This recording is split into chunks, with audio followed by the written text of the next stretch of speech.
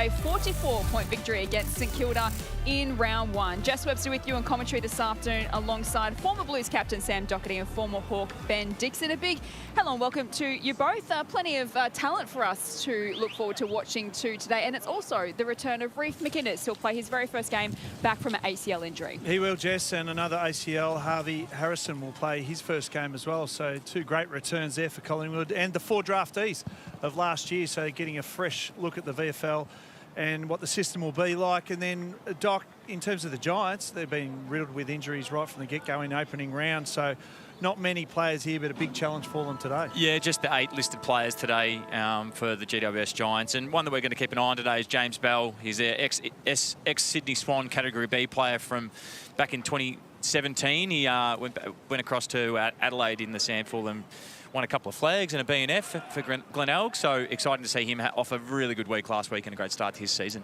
36 disposals, 11 inside 57 score involvements for James Bell last week. Not a bad way to make your club debut for the Giants. As we welcome in the final member of our commentary team this afternoon on the boundary, it is Essendon's AFLW captain Bonnie Toogood. Good afternoon, Bon.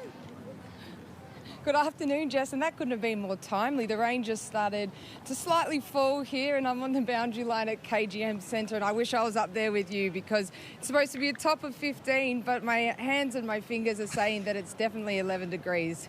So it's going to be some wet weather footy. That's what's in store for today, and one thing to watch is that the wind is quite swirly and heading down to the city end of the ground. So we're in for a hot contest, that's for sure, and the rain is just pelting down now. So back to you guys. Looks like winter maybe has just come a little bit earlier for us this afternoon. Bonnie is going to be in for some tough work, I think, this afternoon to go. You know, when the players are squinting, you know the rain's coming in sideways. So, Doc, roll your sleeves up today. So here we go. It's Smith up against Madden in ruck, who wins the first possession for the Giants. Hands it off to Bell, who was one of their best in their win against St Kilda last week, up to half forward. Hughes out to meet the footy. The Giants send it long into the pocket. It's off hands, slapped forward by Hamilton. Stays alive, good tackle, no free kick is paid. And plenty of numbers around this contest, and looks like we're going to get a ball up. It's going to be plenty of this today. A scrappy game ahead. It's going to be won and lost in the contest. Clearance battle. So we're going to see two teams really fighting at it. Will be lots of numbers around the ball the whole day. Madden wins another tap. Here's Gray, one of the co-captains for the Pies this year. 2 new co-captains for Collingwood in the VFL this season, Ben DeBolfo and Brady Gray, the former Fremantle Docker, sharing the captaincy duties in season 2026. The Giants will make a little system adjustment today. Last week watched their game against the Saints where they won by 44 points. So plenty of handball links, a little bit of tsunami, but the only tsunami today will be the rain that comes in here. So 1 kick, 1 handball sort of will be the system to get some early scores on the board. And these two clubs obviously playing later tonight in the AFL. Thankfully under the roof at Marvel Stadium. They won't be having the roof open tonight, that's for sure. I don't think the weather will pass the test of having the roof open. No. And having watched a game that it unfortunately rained under the lid one day, it's not good footy when it gets wet in there. A couple of repeat stoppages inside 50 for the Giants. Hughes couldn't get a kick away. Good defence from the Pies early. But they've turned it over, and here's going to be the first shot on goal to the Giants. And it looks like it'll be Oscar Taylor with the first shot of the afternoon, the 18-year-old. One of 2 draftees from last year out there today for the Giants. It was pick number 15, which was the club's first in last year's draft. Won a Coates Talent League premiership with the Eastern Rangers, runner-up in their best and fairest. He sends it on its way. Got good connection, doesn't quite have the carry. Plenty of wind out there for the players to contend with. And the Pies can look to exit defence through Harvey Harrison. Just shows you how strong that wind is there, Doc. He kicked it, looked like he kicked it into a fly screen. It did, and it just held right up. And it probably shows the importance of this quarter. If the Giants can just keep the ball in their forward half with going against the breeze and the wet, it'll set them up for a good day. Falkhead, one of 3 players making their club debut for the Pies today. So Bryn Teakle, the former Port Adelaide player and North Melbourne player, alongside Xavier Marr and Oscar Falkhead making their club debuts for the Pies today. They work it to the wing and they get a first look in their front half today. Hayes sends it forward. West. Sullivan It's a handball away. Now the shot on goal comes through. Anderson, who sends it through. Coast-to-coast footy from the Pies for the first goal of the day. And that's what you'd expect. We said the listed players' experience, Doc, in this team. I know the weather's going to be a challenge, but it is all about class too, and how they use the ball. That was nice and direct. Got the switch they wanted, the open side, and away they went. Yeah, you'd think the Giants, originally when the Pies were kicking the ball around the back line, then I was thinking there might have been some numbers out the back, but when the ball finally got kicked to a contest, all of those Giants players had been absorbed in, and the Cardinal sin in the wet and against the wind is don't let the ball over the back. In the very first contest we have, flies over the back, Pies in very smart territory to be able to go over the back and get some speed in the game. Angus Anderson picking up where he left off from a remarkable 2025. He is one to watch. He was the Pies' last pick in the draft last year, had a breakout season in the SANFL, best on ground in Sturt's flag-winning team and member of the Team of the Year. He was overseas on a 2-month solo backpacking trip when he got drafted, Dicko, and finds himself on an AFL list. Well, a 22-year-old mature age recruit. Great story. Always nice when you're in a London pub having a Guinness and your name gets called out in Australia to play footy. What a story. It's such a journeyman, Jess, in terms of what he's been through. He gets the first goal of the Pies VFL season, as well as a free kick. Is the advantage paid? I think it is going to be. So here's a shot directly in front for GWS coming up. Just a scrappy piece of play and a free kick given away, and it was almost a shot on goal with the check side going forward then, but smart positioning to be able to get the mark, and it should be a goal. I don't want to put the moz on him, but it should be a goal from the top of the goal square. The 18-year-old Riley Dillon, and sneaks it home. Safe as houses. Safe as houses. Stuck in by a foot. It's an early start from the Giants. They've won both centre clearances, got the ball play in their half, and I spoke about this before about being able to play the territory game. And on a wet day when contest and clearance is going to be the most important thing, for a team with less listed players playing, be able to play that game in their front half. You can just see Giants quick hands, and got an open forward line, so gives a shot and goal there to Dillon. But yeah, you can just see their quick hands. The Giants are just so well drilled in that, congestion, draw the numbers, and then on the outside you're going to find your open space. 8 AFL listed players in action for the Giants today. A host of young talent looking to make their mark, including Riley Dillon, co-captain of Bendigo's Coates Talent League side previously. He's had some injury troubles, missed his bottom age year with an ACL, and has joined GWS this year. Good to see him get an early goal on the board. McMeekin had a play at it, couldn't take the footy with him. Pies cough it up. Jackson East. Stand out in the ovens in Murray League. Players trade in the VFL. Oh, McInnes, first look for him in his comeback from an ACL, just couldn't hang on. Again, the Giants take advantage and they'll get another shot on goal through Dillon. That's twice now, Doc. He's just led his defender to the ball. So you mentioned don't give away, obviously, over the back, but there's a difference between giving over the back and giving space on a lead. Yeah, especially when if you're reversing, when you're with the wind, you want to have the numbers out the back. When you're playing into the wind, if you're a forward, you want to be in that space because the ball's going to drop a bit forward. So very smart positioning. For his second goal in as many minutes. Makes no mistake. Giants with an early 1-goal lead. More convincing on his second shot than his first shot. But that once again, you can just see the Giants with their system get the handball on the outside, get the space and give themselves an opportunity. And I thought, when he was paused outside 50 there, Doc, I thought, the long bomb in here might do because of the conditions, and they worked their way through it beautifully. Yeah, and 3-0 from centre bounce at the moment, so everything going right in the Giants' end in terms of playing into the breeze and in these conditions, being able to win the contest, win that clearance, get the ball in your half. I know we'll probably be repeating ourselves a little bit today, but these are the conditions in a wintry Melbourne. That's the conditions that you need to play and the way you need to play to have a good day. So great start by the GWS inside mids here. Good to see Reef McInnes as well attack the contest. Didn't quite hang on to the mark, but we expect him to play limited minutes in his first game back from an ACL injury this afternoon. Giants went it out of the middle. Ryan got a handball away. The ball's going to be locked up in the centre square. So, coach of the Giants, Robbie Chancellor, spent a bit of time with him when I was at the Saints, and smart footy IQ, did a lot of opposition, did a lot of game plan and structure stuff, and I know Adam Kingsley's a big fan, and just on the way they played their footy last week. You know, on paper, Doc, we look at Collingwood and their experience and the not so much experience, but he's a smart operator, so it's really going to challenge Collingwood. Yeah, the GWS system in itself does challenge the Collingwood system, so we'll see some of this play out in the AFL tonight, but the speed and the ball movement of the Giants is a really impressive thing and quite difficult to play against. Rain still falling here at the KGM Centre, a wet, windy and a bit of a wild Melbourne day weather-wise. Giants work it forward again, but it will be repelled by Oscar Falkhead. Sends it to a contest. They link up by hand. McCarthy got a handball out, and here's Allen. Has a bounce on the wing. Can drive it forward for Collingwood. It's a good ball inside forward 50, and a wonderful effort from Noah House to reel in the mark. He's gone onto the running track and he's taking a bit of bark off the leg. Taking a bit of skin off the knee. Excellent kick going inside 50. He couldn't quite get it over the back, but to be able to place it in the only spot the Giants defender couldn't get to.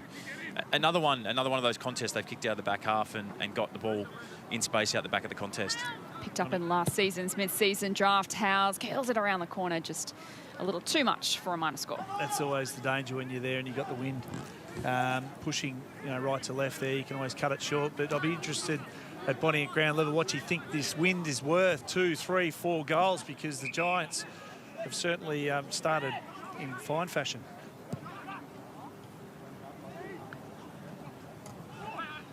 Fitzgerald from the kick into a contest, and the ball is locked up. Hamilton's going nowhere, sporting a bit of a rat's tail as well. Did you have one of those back in your day, Dicko? Yeah, I did. Mine was about a foot wide, though, on the back of my neck. It was a mullet rat's tail. A thick rat tail. I got it down halfway through my number, so... Yeah, it was actually really, yeah, I'll show you a photo later on. Bonnie, I mentioned how many goal advantage would you say this breeze would be? I definitely think there is a 3 to 4 goal advantage. We've seen a couple times Collingwood cruising down this broadcast side quite easily. So the ball is rolling down into that pocket where it just kicked out on the full just there, but it's pretty considerable. Great to have Essendon's AFLW captain Bonnie Toogood with us in commentary this afternoon. Giants by 5 points. Spell basis, another one on club debut for the Giants. 2 new faces for them, Cameron Edwards and Matt Belbasis making their club debuts in Giants colours today. Good mark on the wing taken by Bryn Teakle, who's one of 3 new faces for the Pies. Send it back to half forward. Yeah, they're pretty hell-bent on keeping down this left side at the moment. And Giants are just onto it. You can see the numbers there, just stacked up, ready to go. Kelly bombs it to the wing. It's knocked out of play from Jaff.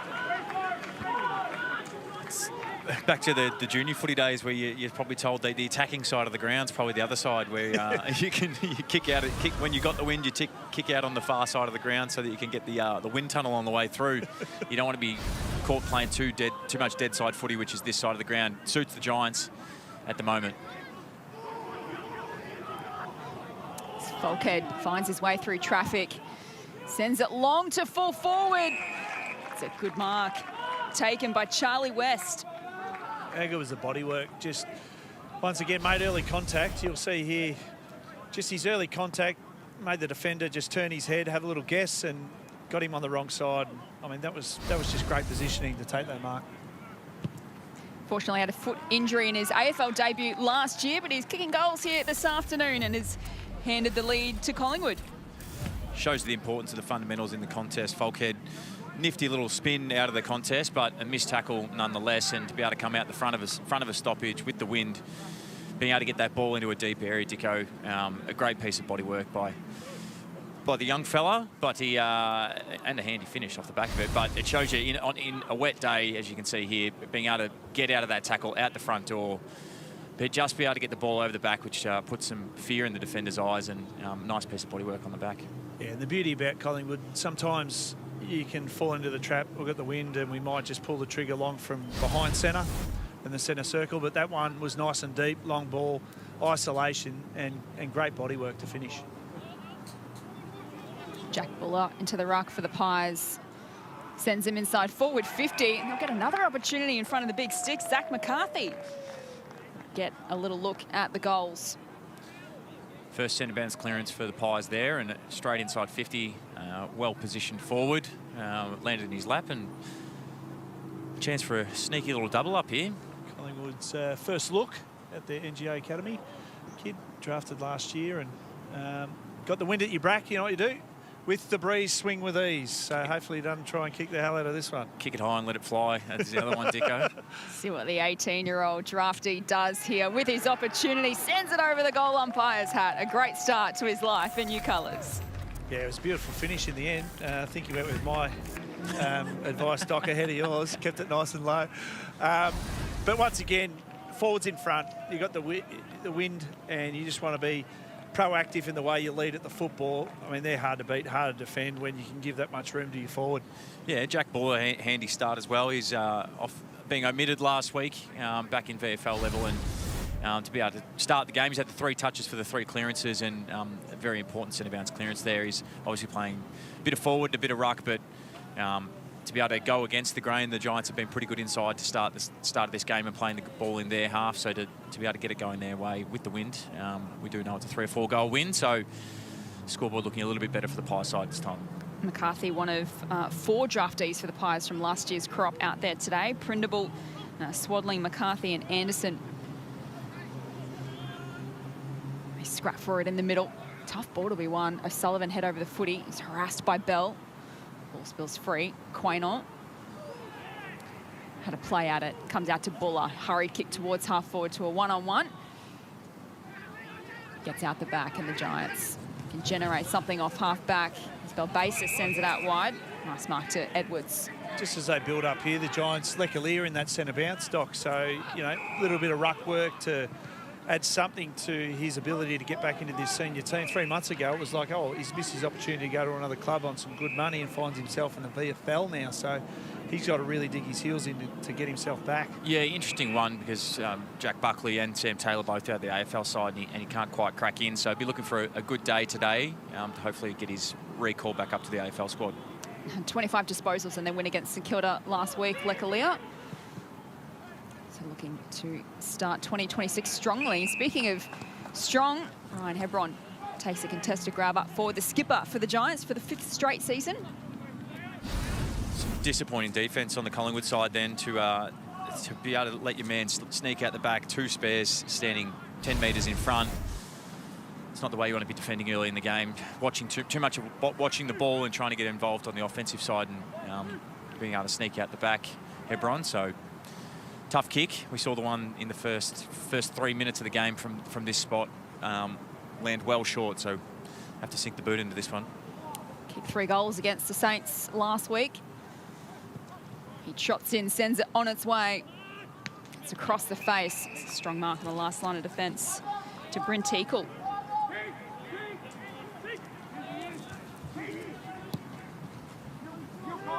Former Kangaroo sends it out wide.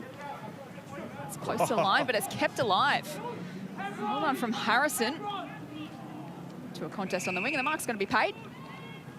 Well, they've found some really open space on this wing, you know, in 4 pieces of transition. So the Giants just got to be onto that. They've got some spare plays out there, Collingwood.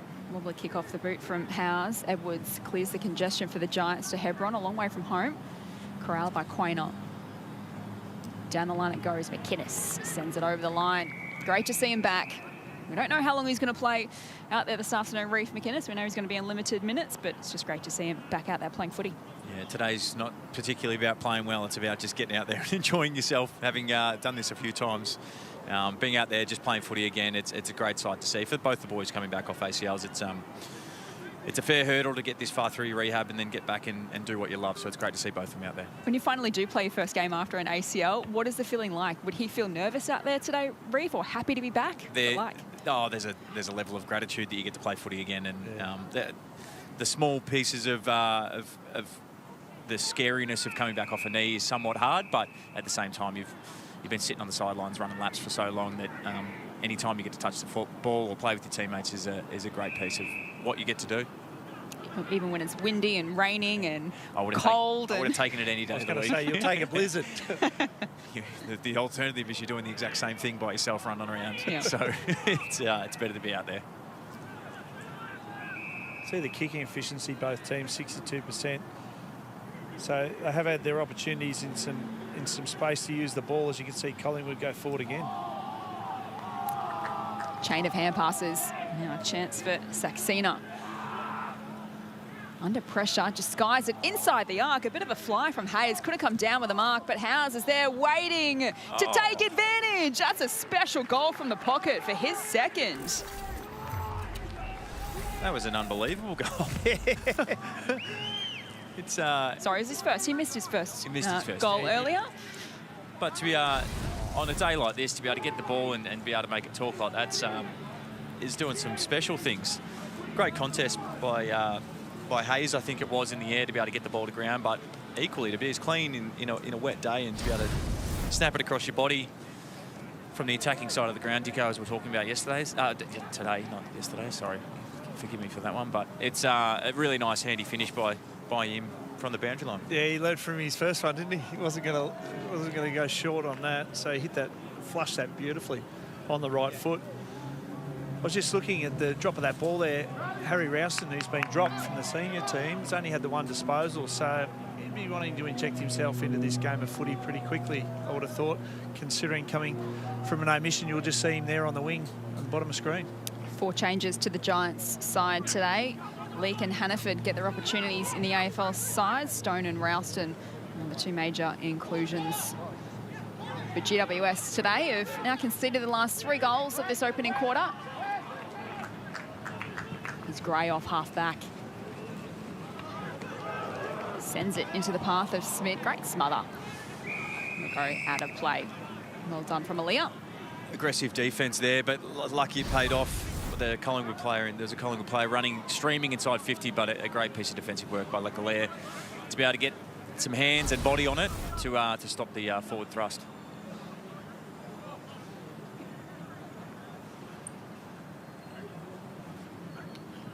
Buller and Madden tangle in ruck. Coming through was Anderson, off to Sullivan, right foot snap. Is through the middle. Pies are on a roll. They're on a roll, right? Bonnie called it, 4-goal breeze, so taking full advantage of that at the moment. But that's what you want from your smalls, is that sort of finish. It's their type of day today. It's going to be on the ground a lot, and they've got to be able to mop up everything. So to get that accelerate away and finish that work was a little bit of class. We spoke about earlier in the call that the wet and the weather is going to be a day of contest and clearance. That's essentially how these games are won and lost, and that's where the Pies have really got to work. They're +5 in contest possessions, and that's really been in the last 3 to 4 minutes of the game. They've got their clearance work going. The centre bounce is looking a bit in better order. You can see when they do the centre bounce here, the players are taking very small steps, and it looks like they're nearly going to fall over every time. So it shows the conditions underfoot. Buller just takes it out of the ruck. Drives it forward for the Pies again. The Giants defends under pressure. And it's spoiled away, and we're going to have it thrown back in. You mentioned before, Doc, the Giants down in their senior team in defence, and you got Leclerc in the VFL now. Would you experiment with him forward as well? Would you like to play him in other positions? We've seen him obviously go into the ruck, but if you can't find yourself in with Taylor and the like out, that's going to be hard to get yourself back in. Yeah, potentially, but I think he's learning his craft, and as much as the big money offer has probably seduced a lot of people in terms of his potential and for what he should be right now, I think he's still growing as a player. He's still learning the craft of how to play key back. He's got some athletic ability that's second to not many second to none in the league. Sometimes you could say, but that's his good. His good is he can jump, he can fly. We just saw a huge spoil then, but there's the minute details of how to defend bigger players and be physical. So he's still working on that part of his game at the moment. Here he is, trying to get a kick away. It's smothered. We'll have it thrown back in. Leclerc, he broke the draft combine record for the running vertical jump, 107 centimetres. So athleticism is off the charts. That's ridiculous. I remember when his debut, I think, was against Carlton. He played on Charlie Curnow, and some of his athletic spoils and how high he was jumping that night. And it was crazy to see. And I think that shows the potential, and that's why there's a fair bit of money being thrown at him. But obviously there's a reason why he's not playing today, and I'm not on their coaching staff, so I wouldn't have a clue what the exact one is. But it's exciting to see him fly at the ball, and I think he's going to be developing into a really good player long term. Falco kicks it into the pocket. Great lead from Buller and strong hands. Tell me how that happens. You've got to stop play, Elasu, you got 4 Giants standing in the leading lane, and he comes straight up and takes the mark. Have a look at this. Giants everywhere. How does he get a leading lane like that in that congestion? That's poor defence.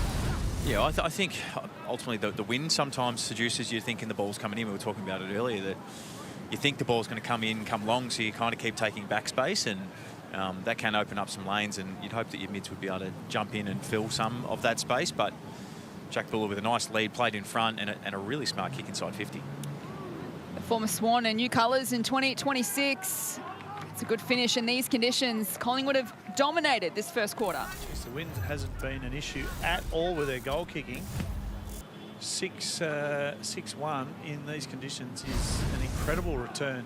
You can just see here, though, like you were talking about, a little bit of laziness from the mids to come down and create some saturation of the leading lane, but to have that and also mark on your chest, I just think some poor defence. So tightening that up as they progress in this game, the Giants. Really smart kick on the other side of it. The easy thing to do is, we've got the wind will blaze away to the top of the square and try and get it down there as deep as you can to be able to pull that kick inside 50. And Collingwood, one of the expert teams at it. They don't have too many big, tall forwards that can take that contested grab deep, so they do practice that kick a lot, and really well executed there by both the forward and the kicker. That a nice tap down to Hooper, one of their big recruits, and shares it with Bell, another big recruit for the Giants this season. Out wide they go to Bell Basis. And he's turned it over. Sullivan off to McInnes. A little burst of speed to Gray. Found his way through traffic, then pops the kick up to half forward. Fall slightly short of the intended target. McInnes kept running. And it off to West. Now they go backwards to Jaff. A hurry kick off the boot. Giants are well set in defence. They are, and this will be the challenge. Their last 2 defensive transitions have hit a Collingwood brick wall. So I'll be intrigued to see if they can get this one inside 50. McMullen to Hooper. Scraps a kick forward. It's going to go close to the boundary line. Tickle, corralled, and then hits a target. Jaff down the line to Allen. Could pick up in these conditions. Swings it across to half forward. Saxena. 18-year-old pre-listed rookie of Indian heritage. Into the pocket he goes with a kick. That was a strong pair of hands. West takes another good grab. Yeah, you can see a want to not blaze away, Dicko. Yeah. You spoke about earlier in the quarter about not getting seduced into kicking it long all the time. Just a really smart kick inside 50, and sees the one-on-one, sees the matchup that he likes, drops it in the pocket to the advantage, and not too much body work needed, but enough, and very smart by Charlie West here to get a shot on goal. For his second goal, and he pops it through. 6 in a row now to the Pies. Jeez, home ground advantage is paying off beautifully.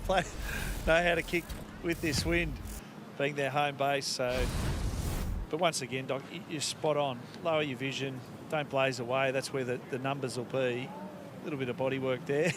Going for a push. Might have been a little nudge, but not enough to get the attention of the umpire in that. And another beautiful finish.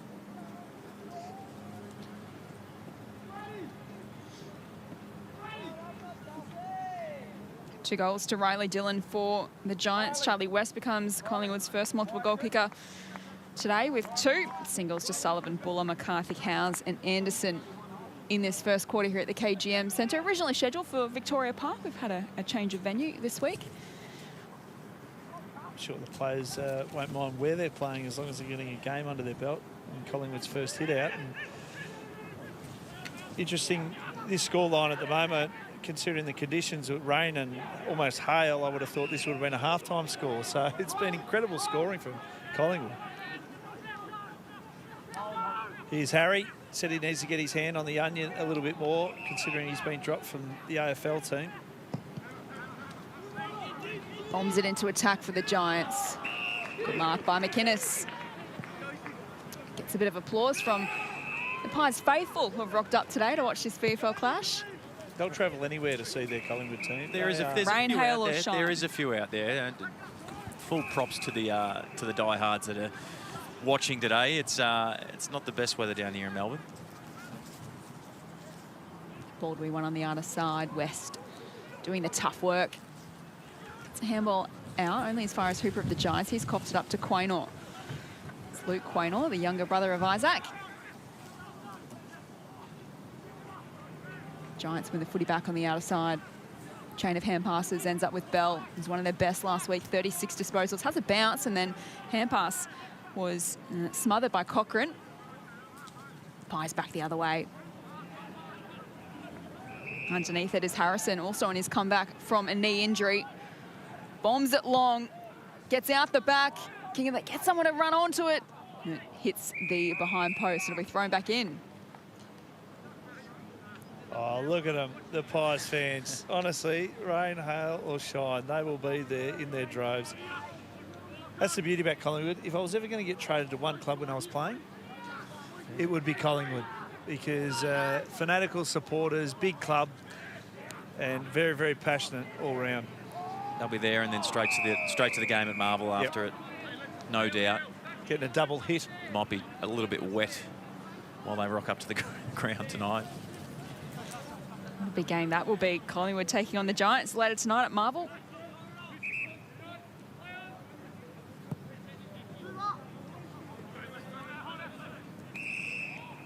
Whistle on play. And it'll be a free kick going to Hebron. Here's a Collingwood supporter, Ryan Hebron. As we head downstairs to Bonnie, boundary side. You mentioned that the Collingwood defence is like a brick wall. It's because they've got a +2 majority of the time, because the GWS forwards are getting really sucked up the ground to help out their defence. So keep an eye on that, because I think that's why they continue to get this rebound off half-back. That's a great point, Bonnie. Really good point, because you know they're kicking into the breeze. You might as well have the 2 spares there and make it hard for them to get through. It's amazing. They've got the 2 spares, and they've had the 12 inside 50s for 8 scores. So the spares that are sitting behind the ball aren't doing a whole heap for the Giants. So you'd hope that you have some extra numbers behind the ball, and that's the one thing that does shore up is your ability to defend inside D50. Giants kicked 2 of the first 3 goals of the match, and Pies have since kicked the next 6, and they win it back here on the wing. Here's Jacob Ryan. That's a long flowing mullet. That would have rivaled yours back in the day, Dicko. I reckon that was the same sort of length. I might have had him covered, actually. Mine, I told you, mine went over my number. It was long. Long bomb inside forward 50s, chopped off by Louis Montgomery. Well, this is where they've got to build. Build from the back. This is a bit of the DNA of the Giants. This is what they like to do. Use the hands, use the numbers. But when you execute like that, that's what you're going to get. And it costs you dearly these days with the last disposal out of bounds rule. See if they lower the eyes again, Doc. Oh, this one's going to go to the square. There you go. This is Falkhead for disposal number 10. Oh, dear me. It's a beauty. Tabula. Did I see this play 5 minutes ago? Leading lane open. Same player. Leads straight up at the ball. Jack Buller. No pressure. Chest mark. I think it's something that the Pies do all the time too. So it's something you have to be aware of, whether it's AFL or VFL.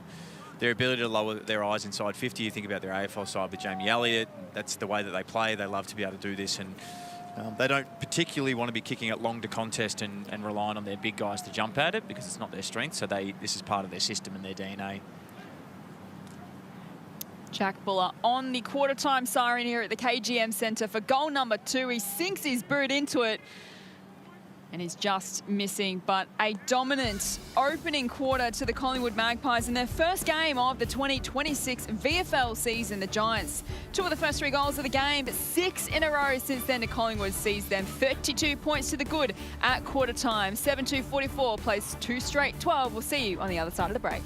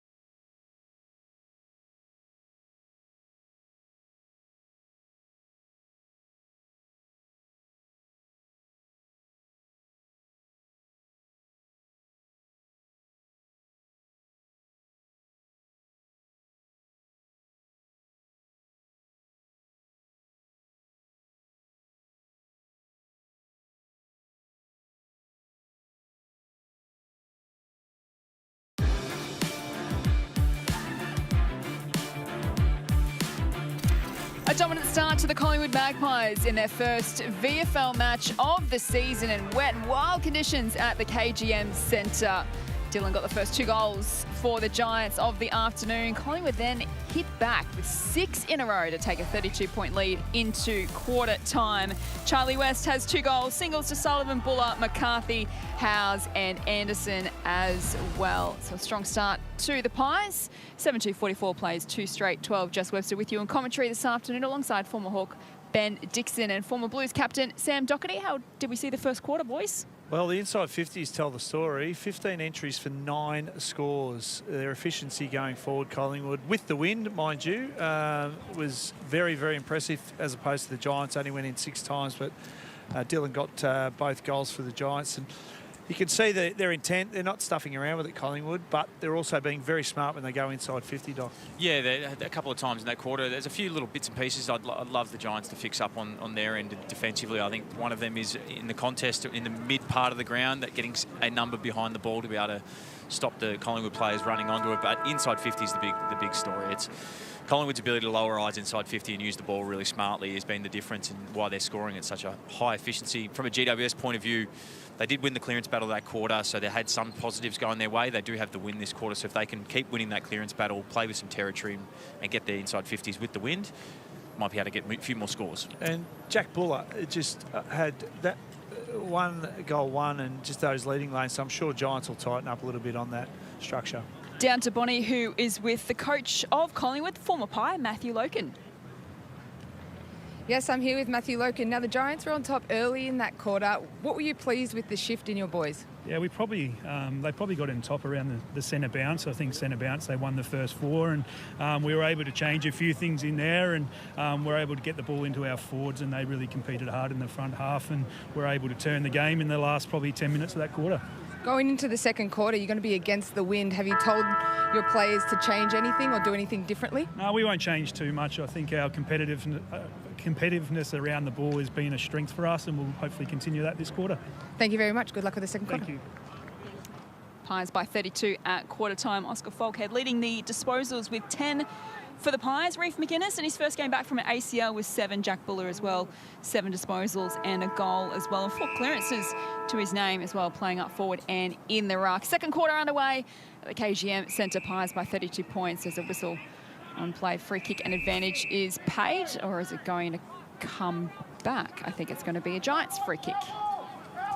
Is that a reversal, it looks like? I think there's a free kick paid to Collingwood and then behind play a reversal. I couldn't quite see exactly what happened, but that looks like what's been the case. Ralston sends it long for the Giants. Oh, big mark. It is paid to Madden. He is a big boy. He's a massive human. Have a look at him. But Harry's just decided, right, I'm going to get this as deep and long with this wind as I can, and just pushes. It's like kindergarten. He's pushed a few out of the way. Look at the size of him. He's just clunked that one. Hopefully he can finish his work. I think I heard some of the boys saying too big, too strong for the big fella. So hopefully his kicking's as good as his marking was just then, and he can knock one through for the Giants. 3 AFL games last year, looking to earn his place back in the AFL lineup. And he finishes off the strong mark with the goal, and just what the Giants wanted to start this second quarter. Yeah, that's the start you want. As Doc pointed out, it was a reversal, so all the players probably on the back foot defensively, and Harry's decided to just put this long to the tall timber, and you won't get any bigger on the ground right now, and that's a strong mark right in the teeth of goals and a great finish. So the Giants, exactly what they needed. Kicking with the wind too, make the most of these opportunities. Yeah, it's going to be a really important phase of the game, I think, all day, the centre bounce, especially with the team that's going against the breeze. So if you can win your clearances inside the centre, or centre throw up as it is now, not centre bounce. I'm saying the wrong thing. Still just 21 years of age too. Oh, they take a while too, Ruckman, to develop and He's grow into their 204 body. centimetres. Yeah, don't worry, he's probably still growing. He's back in the middle, trying to win the footy, but it does get out to Anderson, who sends it forward for Collingwood. Out to meet it is Howes. We've seen today that he won't be able to make the distance from here, so we'll have to find another one inside 50. Looks to find a target in the pocket. Goes over the head of Falkhead. And that's going to be the challenge, isn't it? Those just outside 50, if you've saturated the defence like the Giants just did then, it's going to make it incredibly hard to get a mark anywhere near. Interesting, Matthew Loken at quarter time telling us they're not changing too much. I would have expected some form of coaching change, whether it's an extra behind the ball or a signal to move the ball in a different way, maybe take some more marks if you're against the wind to be able to keep your territory away from the Giants. So interesting, just going system against system straight up and backing yourself in. I don't hate it, but at the same time, you've got to play some of the conditions. Here's Dylan brought to ground. GWS kicked 2 goals in that first quarter. And I think you'll find Dylan, you can see he's just involved in half back there, so he's going to play that high half forward role or the high centre half forward T2 role. Just give some support to this transition. Madden wins himself a free in the ruck contest. Came through the 2022 rookie draft. Ball to be won on the outer side. Falkhead was caught and got it out to DeBolfo, one of the co-captains for the Pies today, but he's turned it over to Rouston. Just need to be smart. Collingwood were very smart on the way they used the football to go inside 50. You can see there, Madden's taken this one. He's going long. Hands it off to Rouston, who kept running, bombs it to the teeth of goal, and it's marked by Stone. He's put the hand up. He must have caught it from a long way out, Doc. He put the hand up and said, "Jack in a pack, give it to me." To be fair, I don't think you have to apologise for that one. It was he's nearly taken a hanger over the whole pack. It's not like he was shepherding it in one-on-one. Sends it through at the top of the goal square. It's 2 in a row to GWS to start the second. Well, it's good footy, isn't it? I mean, Madden could have kicked that as the ruckman, but Harry Rouston follows up his kick, gets the handball. All of a sudden, you get the overlap and you get the deep entry and almost get mark of the year. We're seeing different approaches and inside 50s with the wind here. We watched the Collingwood approach of lowering their eyes and hitting the leaning lanes and having some players lead up at the ball. We're watching the GWS style of kicking it in long and putting it in the contest, but putting the pressure on the Collingwood defence. And for the first part of this quarter, they've come up with 2 really strong grabs in the contest and playing a fair chunk of this footy in their forward half. So Bonnie hit the nail on the head in terms of this wind and the impact on the game. You see Stone then in that marking contest. He's at the back there. His mouth and eyes would have been open like Luna Park. I've got it all in front of me here. I can jump on the shoulders and have a good go at it. Where do you see Stone playing his best footy, Dicko? We've seen him playing. He's capable of playing across all lines. He's played a bit of defence. Here he is on the wing and kicking a goal out forward. Well, a high half forward. Yeah, so you play as, the 5th and 6th. So I think when you can be a utility like that, I think the high half forward role's a perfect role because you can get a +1 at stoppage. You can support defence, but being able to, get the attack right and scoreboard pressure, which no doubt he can do. Like Ollie Dempsey, for argument's sake, last night, classic example, wing, deep forward, kicks 34 goals last year. That's what you would want from a small forward, let alone a wingman. So you just saw his ability to mark and goal. So having that in your kit bag is pretty dangerous. He won GWS's VFL Player of the Year in 2024. Connor Stone was pick number 9 back in the 2020 draft. Another one looking to earn his place back in the AFL side. Giants with the first 2 goals of the second quarter. The Pies by 32 at quarter time. Ball in dispute in the middle of the ground. Extracting it and Swaddling, one of the new draftees, towards West. Saxena misses his boot. Prindable. It's hacked off the ground. Bouncing footy in the forward pocket. Attacking it and getting it there first is Kelly, but he's caught. We're going to have a ball up. Seen some great pressure from both teams here. There's a lot of bodies flying in, a lot of contested possession taking place, but some really good tackling on the other end of it. And that pressure is a hallmark of the Pies game. Definitely, that's what they pride themselves off.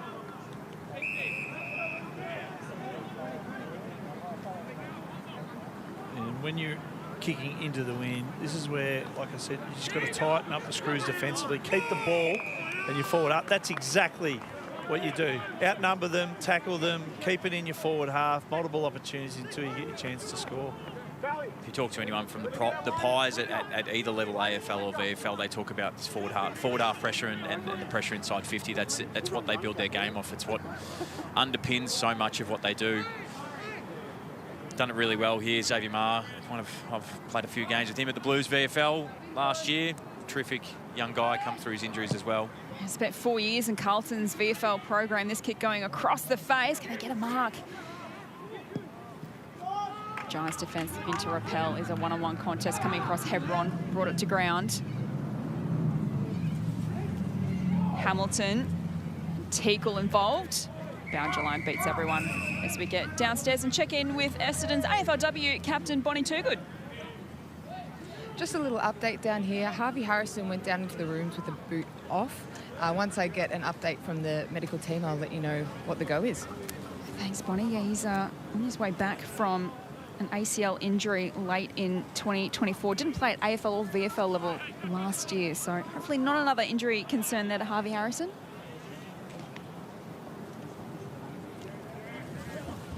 And the throw in, Aaliyah, a little fend off.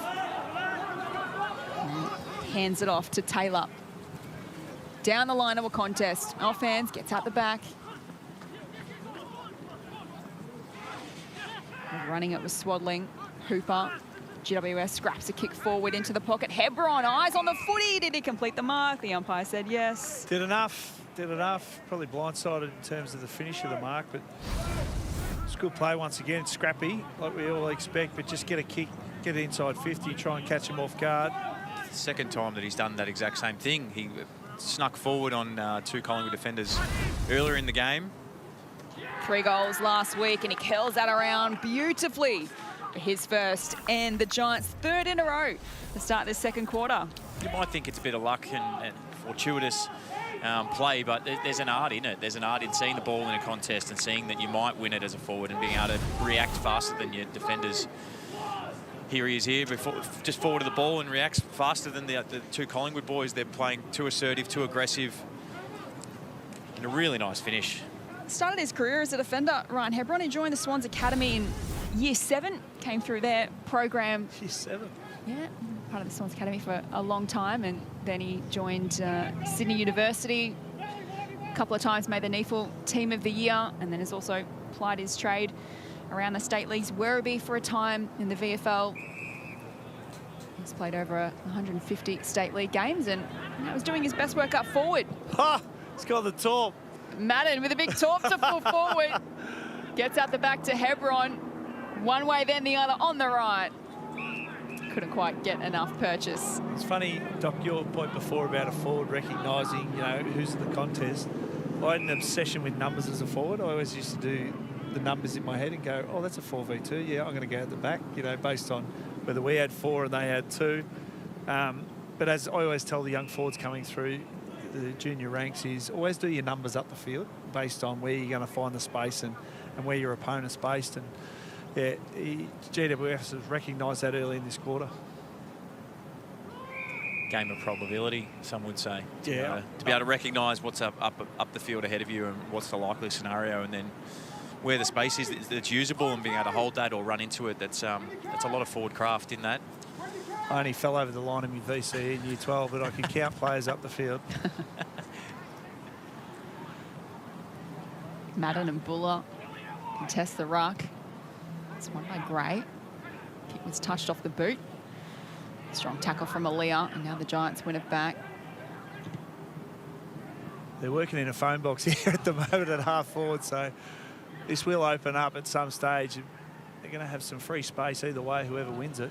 Sullivan had to play at it for the Pies. It's close to the boundary line. It's kept alive. Quaynor. It's deflected off his hands and it'll go out of bounds. Loving the work of Madden this quarter. He's leading possession getter on the ground for the second, having real big impact in the contest. A couple of clearances, goal, 2 score involvements, but just playing with a presence, Dicko, in conditions like this when you're trying to get your team back in the game. Having a really strong, influential 10 minutes. I think that's what you said, presence. He might be the new mummy. He might be the new destroyer. Oh, he tried to claim it, but it was touched. Minor score to the Giants. They've closed the gap here. It's back to 13 points. Harvey Harrison on the boundary line then, going through a bit of a fitness test. Bonnie be all over that. It's Boyle from Aaliyah. Spills to Hamilton, fires towards goal. It's another one at GWS. Great finish. And that's what you want to see from Leclerc. You're talking about defense and how to get back in the team. That's the stuff you want to see. It's a forward half intercept, which is in today's modern age of football, they're the golden opportunities to score, to be able to turn the ball over in that forward half. Less density to have to go back through. Yep. It's exactly what you want to see from the big fella. And some would say a fine finish, some would say an absolute floater, but nonetheless, it's gone through the goals and it's 6 points on the board. Yeah, the way the ball was spinning, you might as well strap your boot to your shin. It was going any which way, it doesn't matter. It's 6 points. Hamilton, good finish, but you're right, Leclerc, that closing speed. We spoke about in the first quarter, the gaps defensively that they're giving on lead-up players, and you said density-wise going through, that's difficult. Good to see Harvey Harrison back out onto the field. Ball was okay. Madden with the tap. Oh. And then follows up with a big tackle on Gray. He is in a mood today. Bell stripped to the footy. Allen had a play out. Couldn't take the footy with him. Then follows up defensively to lock things up. That follow-up from Madden, Brady goes, get the ball out of my hand now. He's a scary man when he's in for the tackle. Yeah, he looks like a get-out-of-the-way sort of guy. Kick up towards half forward off hands. He's coming through for Collingwood. Here's an opportunity for them. Mr. Hayes, just a little fumble. Was he caught high? No free kick. Aaliyah with another fend off. That's good. Edwards down the line and he hits a target. Grubb playing his 50th State League game today. Talented juniors, had a bad luck with injury over the years, but a couple of consistent seasons in the sample with North Adelaide, and now has made the switch to GWS. Hebron was the target. Gets out the back. Pies under pressure. Buller just got a handball away. Madden now. He can't get the hands free. He does eventually. But he's turned it over. Egan shares it with Buller with some space. In centre wing. Looks to direct it in the Howe's direction. Giants went back the other way. Stone a little handball. Has another go at it. Loops it over the top. It's Gerald. Now the link up through Montgomery and Bell. Out wide to Rouston. Bell. Handball away as he was tackled. Now Rouston under pressure. He goes to ground and holding the ball. You just see the frontal pressure from Collingwood. So handball, trying to get out of congestion, the Giants, but just next player coming up, right up in the grill of the Giants players, just force them to a halt, and then they win the ball back. Cochrane bombs it long to a big pack. Hands to it from Howes, no mark. Scrappy kick forward from Belbasis.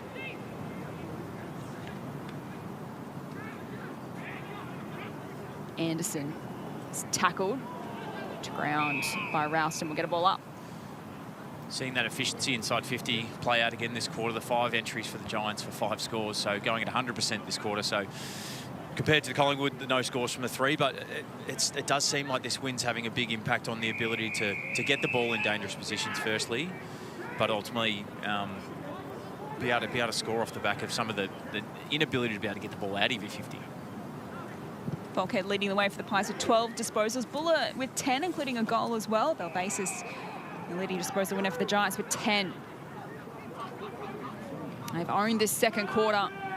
Pies led by 32 at quarter time. Got a ball up in the centre square as we see a little bit of sunshine greet us. Yeah, we've had no doubt in Melbourne the 4 seasons in one day. Thawing Bonnie out down at ground level. We're pretty pleased about that. A wild old day weather-wise. And a wild old game, must be said so far. Oh, massive tackle from Bell on Gray. That would have hurt. Tackle. Oh, you're joking. Oh, dear me. Not sure Reward a good tackle. Doc? That seemed like it was just too hard. That was the free kick. Must be such a downer when you lay a great tackle and give away a free kick. Especially when he bounced off one player and he absolutely nailed him. Unless we were obstructed from the view, I thought that was a perfectly executed tackle. Allen gets a hand pass away to Cochrane. Strip to the footy. No free kick. But the Giants do win the ball. Hebron has some work to do, attack the contest hard. Close to the boundary line. Oh, fast disposal. Grub. I don't even know what... He tried to handball and missed everything.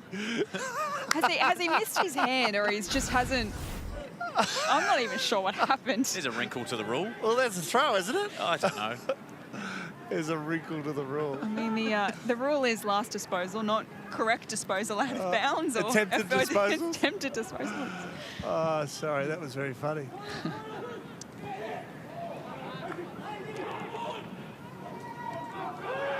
Cooper, one of the boom recruits for GWS, drives them forward once more.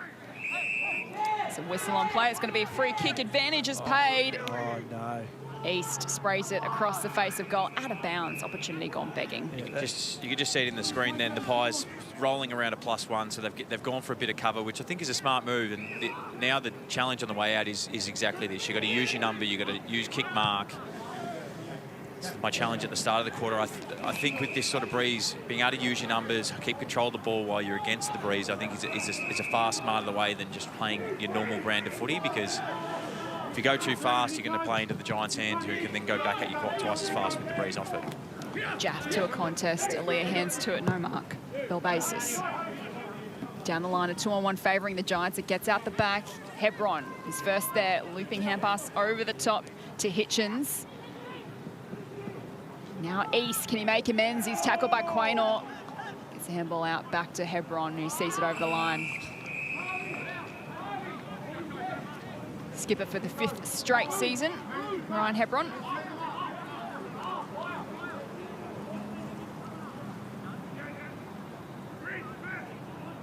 Three goals in round 1. Giants beat St Kilda by 44 points.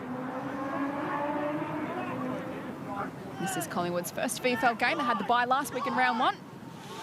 So to their AFL side.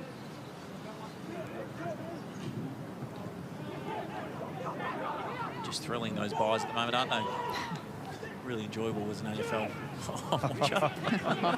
Had to slip that in there, hey Doc. I couldn't let it go. And good team play here from the Pies. And it's Harvey Harrison, and he's come back from a knee injury, gets a goal on the board. Yeah, that's a great story, isn't it? We mentioned right off the top, coming back from a serious injury, being able to capitalise on a goal there. We saw the Giants kick 2 into the breeze, and that's the first goal of Collingwood this quarter into the breeze. So you can see how good a story, coming back from a serious injury, as we mentioned, but getting on the end of this one, it's a good reward for a little bit of hard work from Collingwood. Yeah, and nearly every player on the ground got over to say well done to him. He does look awfully sore, the poor bugger, so might have a rolled ankle or a corky or something, but not 100% sure. But it's that goal was off the back of what Collingwood is and what they pride themselves off. I spoke a little bit about it earlier in terms of that forward half pressure, but Lockie Sullivan to be able to get the pressure on, first tackle, second effort, then gets the ball out the front door, being able to then handball and run and chain, and then have a couple of spare inside 50. That's only off the back of the defensive work rate. Stops a run of 4 unanswered goals to the Giants. Here in the second, they move it forward once more. There's Hooper just outside, forward 50, loads up and bombs it towards the goal face. It's away to the left.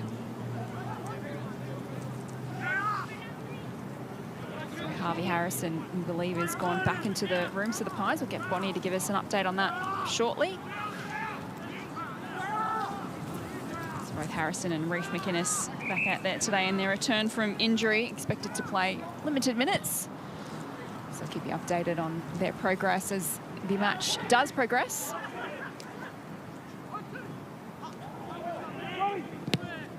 Taylor for the Giants to the teeth of goal. Pies with the numbers. It was touched on the way through.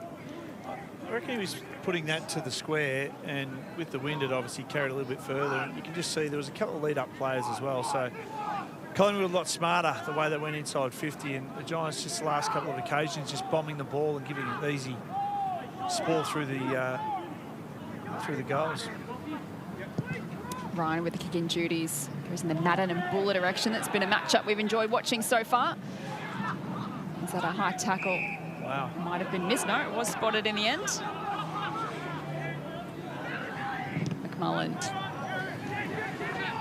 Spills to Saxena. Kick smothered. Taylor couldn't find a target. Falkhead has been lively today for the Pies in his club debut. Out to meet it is McCarthy. He's looked good, McCarthy. Athletic. He's kicked his first goal. He's been lively, been hitting up a couple of times. Pick 55 in last year's draft, the Pies' third pick. They work it forward once more. They've got a player in space in West, who's kicked a couple of goals in the first quarter. I really like what they're doing with the ball use at the moment. I don't know whether it's been a message from the coach or maybe the players have figured it out themselves, but they're just starting to use their numbers a little bit better there. They're using the spare that's there. They're just kick marking, then being able to get some speed in the game when they need to, but a little bit more risk averse out of their back half's looking a lot better for them. Against the wind, looked to pass it off, not the required distance. I'm not sure that was the intended target either, but Falkhead on the outside of the boot to the goal square. Madden with the fist brings it to ground. In the pocket, Saxena hacks it towards goal and misses. Don't think that player was ready for that inside dart. I don't think anyone would be ready for that inside. Straight into the chest. Well, let's see the Giants transition. This is their first opportunity with the wind to go coast to coast. Ticking down towards half-time. Pies by 32 at quarter-time. The Giants have got it back to within 12. Can they make it a one-kick game? Coast to coast, or almost a mark to Hughes.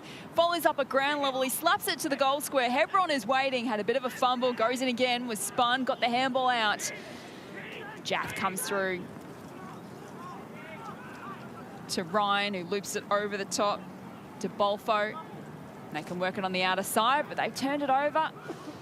Hooper stands in the way, goes backwards by hand. Now Frengel. High kick up towards half forward. Waiting there is Swadling for the Pies. Still under pressure here, the Collingwood defence. Bolfo's tackled, holding the ball. They had nowhere to go there. The Giants outnumbered them. It was just traffic and couldn't get any clearance out of there. So great reward for the Giants' pressure. Jack Owl looks to find a target inside 50, and he does. As McMullen takes the grab. It's the first time we've seen them do that this quarter. There's been a lot of bombing to this goal square, which has worked on the occasion for this quarter, but now a lot of the defence will be sucking back to the top of the square, waiting for that contest to come in. So a few little holes have opened up, and a really nice kick inside 50 to get a shot on goal. Change gears. Change gears, some would say, yep. McMullen family is familiar in this part of the world. Toby's father, Ian, played for Essendon, Collingwood, 80s and 90s, served on the Collingwood board. And he sent that through the middle. Good response from the Giants. Got a game of footy on our hands here. Certainly have. And Bonnie said it's a 4-goal advantage to left of screen. So Collingwood helped themselves to 7 goals. And you can see the Giants who kicked 2 got 5 this quarter. So starting to get some momentum in this game of footy.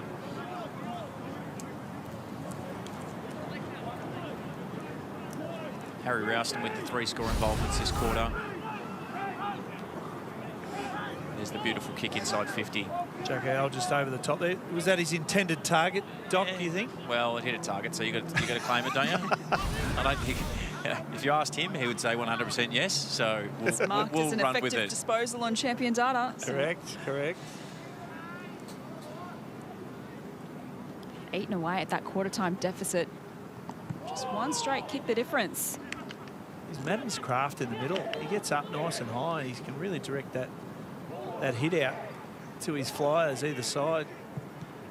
He's had the 19 hit outs. Next highest on the ground is 7. So he's having some dominance in there as well. He's got a really good craft around the ground. DeBolfo wins a free kick for a push in the back. One of the 2 co-captains for the Pies in 2026 alongside Brady Gray. Out wide, Anderson. Another fresh face for Collingwood. But has got some VFL experience, played a couple of years with the Swans back in 2021-22. Slow, methodical ball use here. Miss Prindable, their first pick in last year's draft, number 32.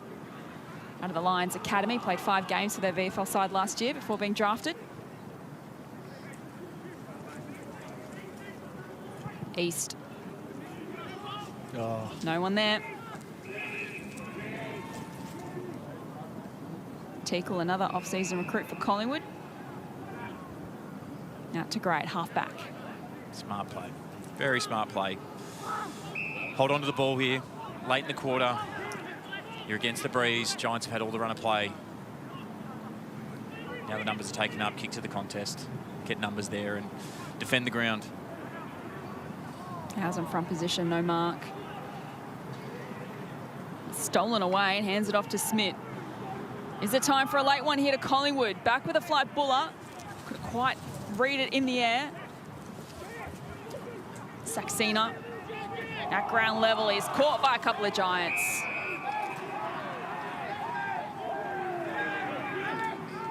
It's going to be holding the ball for a kick.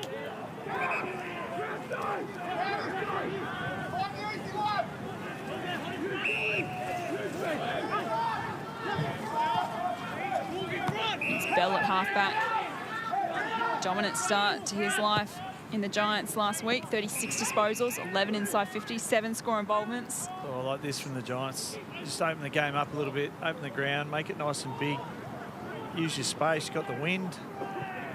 If the mids get on their bike, you're going to fold some holes in this. Stone on the outer side. Down the line. Diving effort from McMullen, couldn't reel in the mark, but they keep it alive, but then send it out of bounds on the full. You're right, Digo. There's a real difference in styles in what should be played here. The Giants want to make the ground big. They want to use the space. They want to get the run and carry, whereas the Pies want to just take it nice and slow, use their numbers, but then kick to contest, get their numbers to contest when required against the wind. Bell Basis can send it long, close to halftime here. Giants couldn't get a mark. Instead, it was plucked by Bryn Teakle. It's his 4th intercept mark. Yeah, you just see there, happy to kick it back down to the numbers. Just fight it out. Don't want to open that up in terms of space and switching, especially this late in the quarter.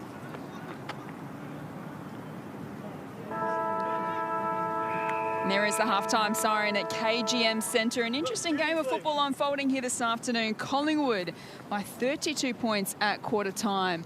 But the Giants have responded in a big way here in the second quarter.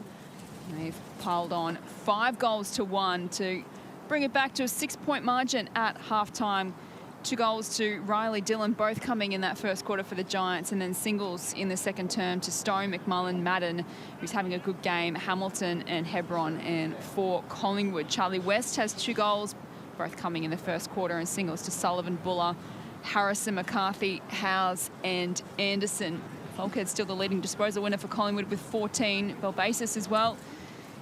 Both those players in their club debuts. Belbasis with 14 disposals at halftime as well. We've got a game on our hands here. Gotten a bit of everything weather-wise this afternoon here in Melbourne as we head downstairs to Bonnie Toogood. Hello, I've got Brady Gray with me. What are you most pleased about in that first half of football? First 10 minutes took us a while to settle into the game, but we got, I think, 7 guys playing their first game, so our ability to sort of gel and get the game back on our terms probably the first quarter then, and obviously the back half of the second quarter to go into quarter up. We're really happy where we are, but plenty to work on. Giants were dominant last week, and obviously their midfield is a strong area for them. Was that a real focus going into this game? They're a quality team, both at AFL and VFL, so even their VFL listed guys have got a lot of state league experience, so we knew all over the ground they've got quality players, so we think we've got the same, so we're just trying to match them in there and try and get into our big key forwards. Thank you very much, Brady. Have a rest and look forward to the second half. Thank you. Thanks to Bonnie and Brady Gray downstairs for us. Halftime here at the KGM Centre. It is Collingwood by 6 points. Don't go anywhere. We've got our superstar experts, Sam Doherty and Ben Dixon, are going to break down the first half for us after the break.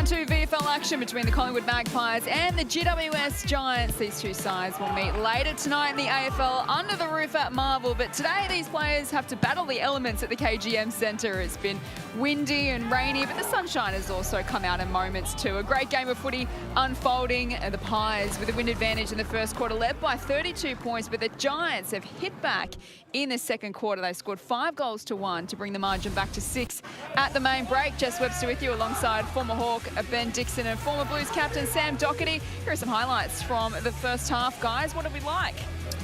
Well, to be honest, I've loved the big fellas. It's been the battle of the two bigs, Jack Buller and Big Madden. We've been speaking about him for most of the call, but Madden, 19 hit-outs, 7 disposals, 3 clearances versus Buller's 12 disposals, 6 clearances and a goal. It's not very often that probably 2 of the best blokes on the ground are the rucks, the opposing rucks, but it's what we're getting today. And that quarter was, Dicko, was a reversal of the first quarter. Statistically, the way the teams played, Giants +8 for inside 50s that quarter, +11 in contested possessions. Were able to score at will, whereas in the first half that was the Pies. So what we've got is a very evenly poised game of football. We do, and the inside 50s I mentioned at quarter time were 15 to 6 in favour of Collingwood. It's now 20 to 21 in favour of Collingwood. So Giants got their opportunities going in, and you mentioned that middle of the ground duel was pivotal in terms of the clearances as well. But just maximising the opportunities with this 4-goal breeze, the Giants certainly did that. But it's one thing to do it offensively, but also defensively stop Collingwood as well. Yeah, and I think it poses the question when we heard from the Collingwood coach at quarter time that there wasn't going to be much difference in their game style. We started to see in the back end of that quarter where they changed it a little bit. They held some ball control, and it looked really good. So from the Giants' perspective, I think there's something to learn there. 17 AFL listed players for the Pies in action today. 8 listed players for the Giants. A leading disposal winner on the ground for the Pies at halftime. Oscar Folkhead, one of 3 players in their club debut, plus the 4 draftees that they have from last year. The 23-year-old won a VFL premiership with the Suns in 2023, plied his trade with North Adelaide in the SANFL in 2025. But gosh, what a confidence-boosting first half. Yeah, you can just see when he gets the footy, he got that little shot of electricity. Look at that, like that acceleration out of. That's what I always look for if he's going to take the next step into the big leagues. You just see his acceleration. I love it, and his use of the ball. So it's a great start to the first half of footy. Yeah, he was a mid-season draft pickup in 2022. Oscar Folkhead looking to hopefully earn his place back onto an AFL list in the future. Lockie Grubb in his 50th State League match this afternoon. It's called a last disposal rule, Dicko. No, and we need to move this to the Comedy Channel. What about that? Goes for a handball, the under or the over. Doc, I'm not sure which one it was. I'm not sure, but hey, some would say it's smart play because he didn't give away a free kick. He probably didn't have much on, so it's probably the best case scenario for him in the end. So a great game of footy unfolding here this afternoon. It's round 2 VFL action at halftime. It is Collingwood holding on to a 6-point lead. What will the wind do in the third quarter? Let's see who can take advantage of that. We'll see you on the other side of the break.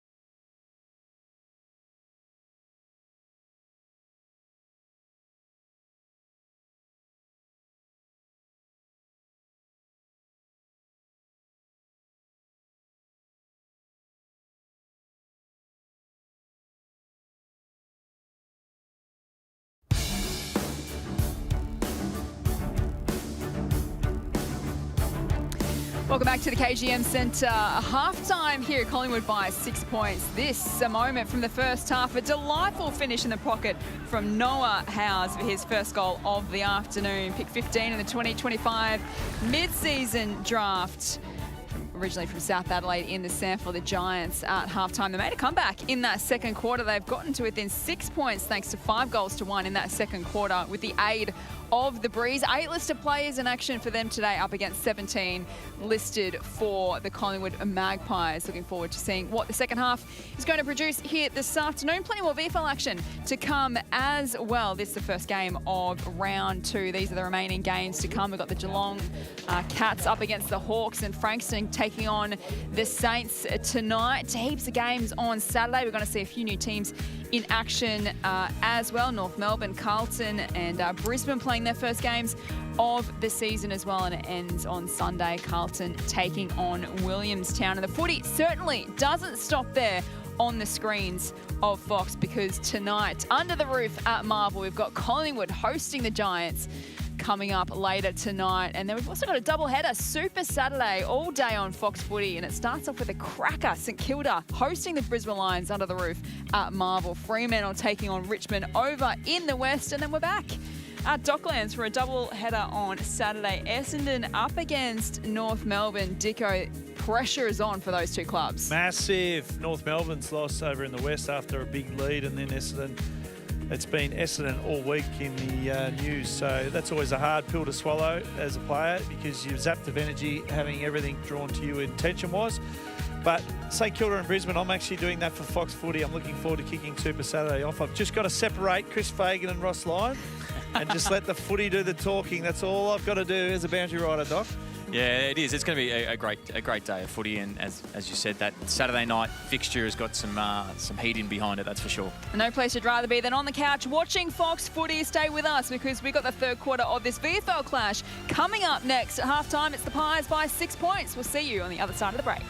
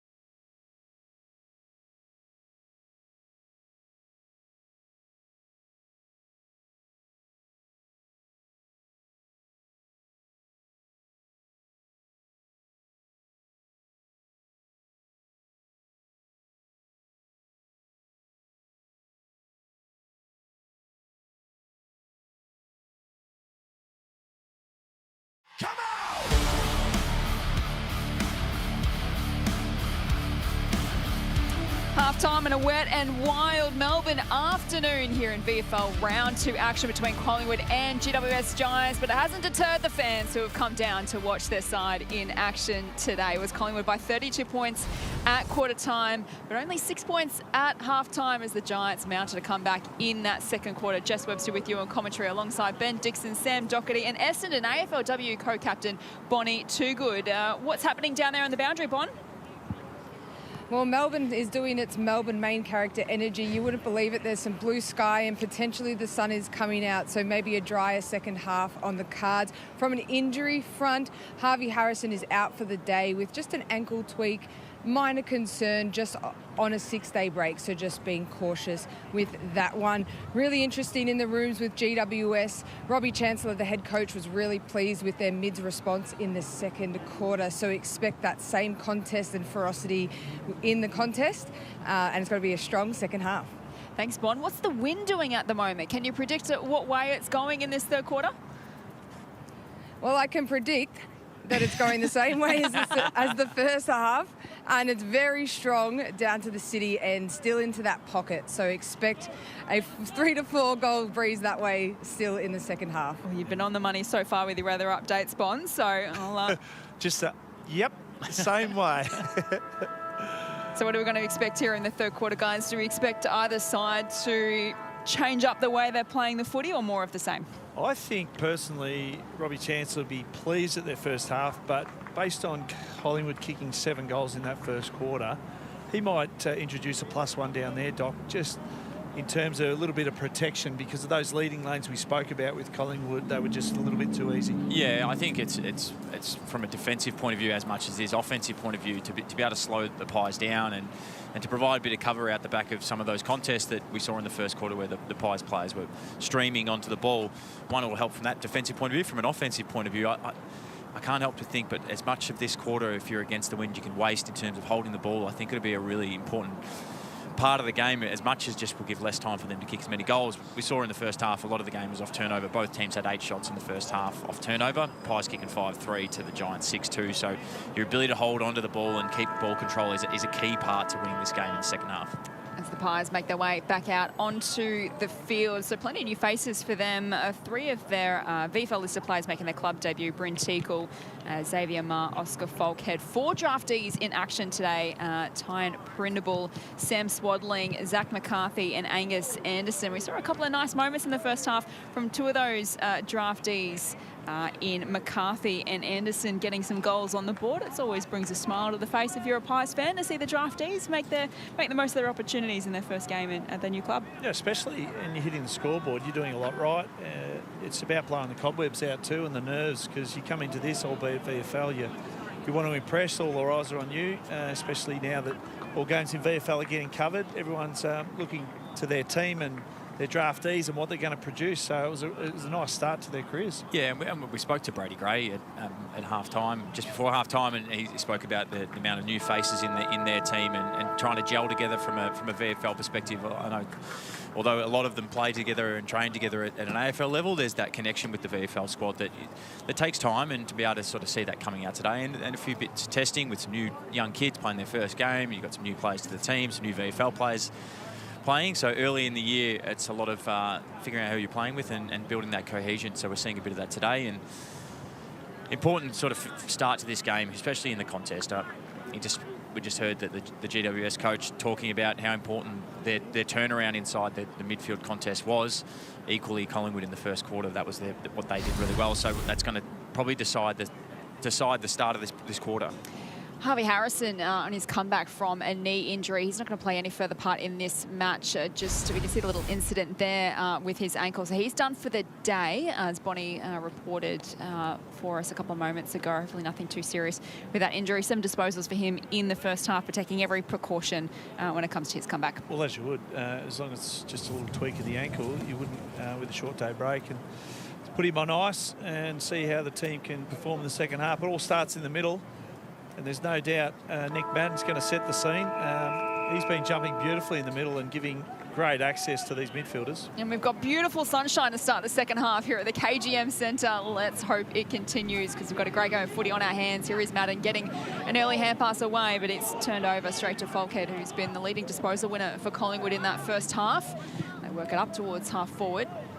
It's off hands. And Saxena might have hurt himself in the contest there. It comes up the Giants' way, and they can reload off half back through Taylor. He bursts away, has a bounce on the outer wing. To share it by hand, but he too has turned it over. Swaddling head over the footy.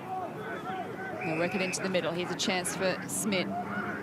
Oh, looks to take on the Giants. Defender in stone. Sends it inside the arc through the hands of Buller. Alir is there waiting to mop it up. As we still see Jess Saxena just outside the shot now, just sort of holding at that elbow. Yeah. Get Bonnie to give us an update on that. Hamilton marks out wide for the Giants. Collingwood win it back at half back. Swaddling again, another possession off to the co-captain in grey. Little sidestep was nice. Sends it up towards half forward. West was the target. Saxena, he's back to his feet. He looks okay. We're going to have a throw back in. I was just watching Nick Madden there running before, but here's the injury. We think it's an elbow. Oh, yeah, just a little hyperextension there as he plants his right hand down. You can see. Ah, gee, I felt that one, Doc, sitting here in the commentary booth. Getting back to Nick Madden, though, we'll see him in this ruck contest. Brodie Grundy. He is almost a dead ringer, like big, long torso on him. That's a great call, actually. And he got that little arch when he runs. He just looks like Brodie Grundy the way he's covering the ground. Anderson, the draftee, centres the kick. Chance for the Pies at the top of the goal square. Great work from Aaliyah off to Hooper. Veteran VFL star into the centre of the ground. Knocked away from Hebron by De Bolfo. And we've got the ball locked up on the wing. We're going to have a ball up. Too stiff on that, had an arm free. You'll see he's got an arm free. Got to get rid of it. That's holding the ball any day of the week. Had two arms free. Sullivan pounces. Hands it off to Hayes. Shot on goal is missing to the right. You enjoyed that call, didn't you? Yeah, I did. I was thinking to myself, he turns out to be half the player of Brodie Grundy that you'd be very happy. But he does. He has that same. As soon as you said it, and as soon as we went into that contest, the way he moved, he looks very, very similar. Yeah, but I don't think he'd mind being compared to Brodie Grundy, superstar of our game for a long period of time. Certainly would take that any day of the week. He looks hungry to get another opportunity at AFL level. Nick Madden is having a wonderful game so far. Played 3 games last year and 16 VFL games. Interesting. It doesn't look like the Giants have listened to me at all in terms of trying to get some ball control. But what would I know? It seems like they want to get some run and gun on the game and keep it in flow, which is obviously the way that the game's played at the moment. But it's an interesting watch because it's causing turnovers, which can be punished by the Pies. 4-1. Stone is wrapped up by Anderson. As we mentioned, such a great story. 22-year-old mature age recruit out of the Sample Blinder of a year last year on a way to winning a flag with Sturt, was best on ground in their grand final win. And snapped up with the Pies' last pick of the draft. Rouston with a clearing kick to the wing. It's going to bounce. It's going to bounce back into play. Hamilton takes it away, off to Bell, looping hand pass over the top to Hebron. The captain off the side of the boot is kept alive by Grubb. His 50th State League game today. Sends it inside forward, 50 for the Giants. The rise from behind from McMullen couldn't come down with a mark, but it remains alive. The shot on goal is away to the right from Montgomery. Just had to work that a bit better as the team. They had 3 players inside 50 there by themselves. Just couldn't get it to ground and get a clean enough look on goal. But good play, nonetheless, by the Giants to be able to get a little bit of speed on the game, won some crucial contests, some clean ball movement off half-back, and worked their way through the early part of the numbers really well.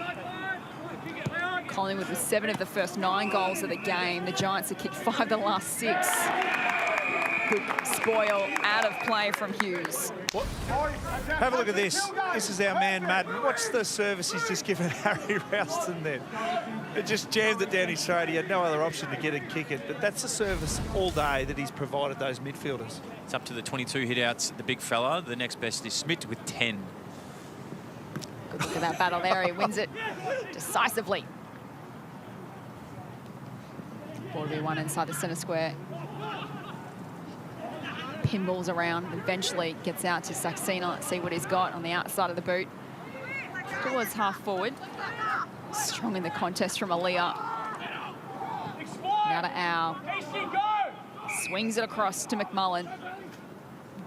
Has a casual bounce inside defensive 50.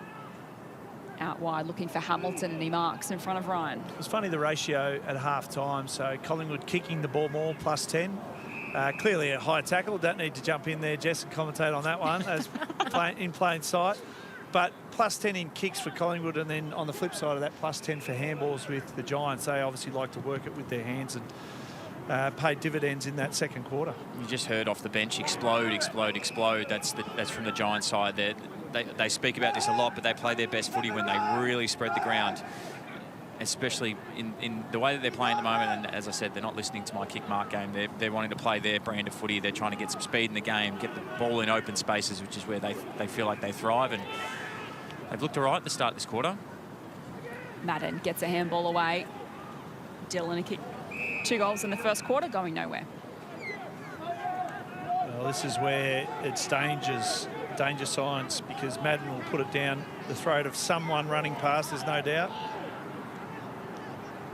Gray gets a handball away to Marr. Scrappy kick outside defensive 50. It was knocked on, but it's coming straight back. Long kick from Kelly into the pocket and out of play. Probably could have taken the mark there, but the Giants will be very happy with the way that this first 7 minutes of play has gone. They're winning the contest. They're winning contested possessions by 4. They're playing the ball more in their half, into the breeze. This is a bit of a repeat of the first quarter. That they started really well, and from about the 8 to 9 minute mark is where Collingwood really started to get on top of the contest. So Giants to keep at this, but we're listening to Dicko. Loving the work in the ruck. It's going really well, but great start to the quarter by the Giants. Just can't capitalise at the moment. I'm sorry for reacting like that. Drop below his hip and he still just fed it up, like a little tap up. You don't have to apologise. Straight to a midfield. Oh, it's just great. I've said it a couple of times. It's just great craft. Rucks don't get much love at the best of times, so we're happy to give a little bit of love on here. We changed the rule this year to bring them back into the game. What do you mean they don't get any love? Searching kick out wide to a one-on-one. Saxena trying to turn his opponent inside out. Takes possession, was caught, gets the handball away. West, Sullivan, they link up by hand, the Pies. Can they finish it off with a goal? It's across the face. I'll be disappointed on that finish, considering it was almost 6 straight in terms of shots on goal in the first. They've got the breeze, and if you just tuned in, it's a 4-goal breeze to the left of screen, so a clear advantage to Collingwood here in the third quarter. 15 goals between the two sides in the opening half. Haven't seen a major so far. 8 minutes into this third quarter. Madden, strong hands. Oh, sorry about that. He's doing everything. Oh, give him 50 while you're at it. But that's great from your ruckman. I know we've talked about his tap work, but ability to put himself down the line and take a strong mark to help this connection. Stone takes the mark on the wing. Spots a target in Hitchens out of the Swans Academy. Quite a number of ex-Swans Academy players out there for the Giants. Gives it back to Stone. You can see all the numbers in the screen of the Collingwood players, so a bit of patient ball movement here by the Giants. Engage. Come on, Hitchens, right there. Has to take on his opponent, hands it off to Hooper. Now back to McMeekin. Long kick inside forward 50 for the Giants, off hands. Allen. Now to Jaff. Pies trying to generate some run out of that back half. Ends up with Hayes. Great kick. It's a neat kick. McCarthy. Inboard to Egan. Good build up here from Collingwood. That's great movement. That just shifts the defence now. That's going to give you plenty of holes to kick to. Marr inside forward 50. Howes with the strong hands. Yeah, and that's what Doc, you know better than anyone. As soon as you move and you shift the play, you change a few lanes, all of a sudden your forwards go, righto, hang on, the space is here. And we've seen it many a time, Collingwood just having an open leading lane. And that one you'd kick any day of the week to Howes. You're exactly right. Most of today's, I know you hear teams and clubs talk about systems, but most of what that means is that majority of the defenders on the ball side, so they're ready to come forward and put pressure on the ball. When you shift lanes and get to the open side, there's a lot of space over there. For goal number 2, directly in front. And he's missed it. Well, radar's off this half. They were deadly in the first. It's 4 consecutive behinds now to these two sides in the third.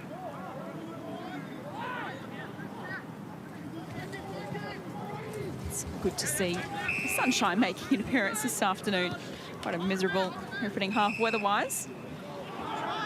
Welcome to Melbourne if you're a Giants supporter travelling. McMullen at half-back. 2-on-2. Knocked away from Madden. Coming through Buller. He's wrapped up. Got the handball out. Sullivan soccers it forward. Now to meet it was West, who hands it off. And that is a lovely finish on the run from Will Hayes. Yeah, that was classy. He had a little fumble, but recovered. Just a couple of quick steps, gave him that little break and a breather just to settle his kick there, Doc. And like we said, they've got a pretty strong breeze here, but still got to finish. That little exit here from Sullivan wasn't meant to be that way, but forward playing in front reacts first. And really good spread from the stoppage. At that high half forward roll, that's exactly what you need from in today's footy. They get up high to the contest. They help defend the back of the stoppage, whether it be by pressure or being able to join in on the defensive run. But equally, when your team wins the ball, it's how fast can you react. So really quick reaction off that one. Being able to get forward, get on the end of it. Good hands, and Will Hayes with a really good finish, as we no one to kick the goal for the quarter, and been a few misses at a run of them. So handy goal for the Pies with the breeze, and they need to pile on a few more, so they've got a buffer coming into the last quarter. Played 2 AFL games in his debut season on the Pies list last year, Will Hayes. 15 VFL games for a return of 13 goals, 11. He gets his first of the afternoon here, and the first goal in this third quarter extends Collingwood's lead. The Giants work it forward. Can they get a response? Coming through Jaff. Takes off at halfback. Hits a target out wide. Pies starting to find their run. Ma bombs it long and goes all the way and hits the post. It was actually a good option in the end. We've seen them hit that lead up number of times, but all their players were covered and the Giants had a spare. So nice decision there to go to the top. Just the execution fell short. If you've just joined us, no Harvey Harrison in this second half. Out of the game with an ankle injury. Mark isn't paid to Bolfo. Folk had another disposal for him. Sullivan caught by Hooper, but got the hand pass out to Egan. The co-captain sends it towards goal. And again, it's another miss. Yeah, the pepper in the goal stock. As you said, they just need that buffer, take advantage of this 4-goal breeze. The Giants just didn't need to kick to a contest there. They had free players. That their issue is if the Pies sag off and then you kick to contest, then they've got the outnumber at the contest, which is what we're seeing. This is the exact thing you need to do. You need to just pull the defence up, pull all the numbers up, so when you do go long down the line to this contest, you're not outnumbered. Aaliyah, Madden the target, but it falls a little short, and Jaff takes the intercept grab. Nothing more frustrating than being a defender there, and you kick the ball out and they're 70 metres away. Sends it back into the pocket. Close to the goal line. It wasn't rushed through by the Giants. Working hard in defence. Saxena's lurking. Taylor kicks for Hooper. Great kick. Sends it further afield. It's going to bounce in front of Hamilton. Some work to do. Gets out to Dillon. 2 goals to his name this afternoon. He'll receive the handball back. Work it to Rouse in a dinky little kick. Hamilton. Bounced over the head of Hebron. Coming through for the Pies was Anderson. Trying hard, the Giants, to lock it inside their forward 50 here. Ryan just throws it on the boot, exits the danger zone to a contest on the wing, off hands. Giants with numbers around this contest. They will win it back. Ralston again, another opportunity. He's caught, got the handball out. Head over the footy was Kelly. It's close to the boundary line, and it is touched on its way through. Yes, it was. It'll be thrown back in. Did a really good job on the way down that wing to use their number. Lots of handballs, causing a lot of forward press by the Pies, but they did a great job to stay clean, stay away from the pressure and get the ball inside 50. Weren't able to finish, but a nice piece of play. Hamilton, Category B rookie selection last year, missed 2024 with an ACL, was their Academy Player of the Year last year. 2 new draftees out there alongside Oscar Taylor, pick 15 from last year's draft. Giants first as Madden takes it out of the ruck. Ball to be one in the middle, Ryan. Nice work. He's one of the new draftees for the Pies, and Prindable getting a handball away. Coming through Hayes. Gets it back from Saxena. Now uses the run of Ma, who bombs it towards goal, and it's another miss. Second shot from the exact same spot. The space of about 3 or 4 minutes. One hits the post and one just sneaks the right side of the post end. So third time lucky. Pies peppering at this end, but just can't get the radar quite on at the moment.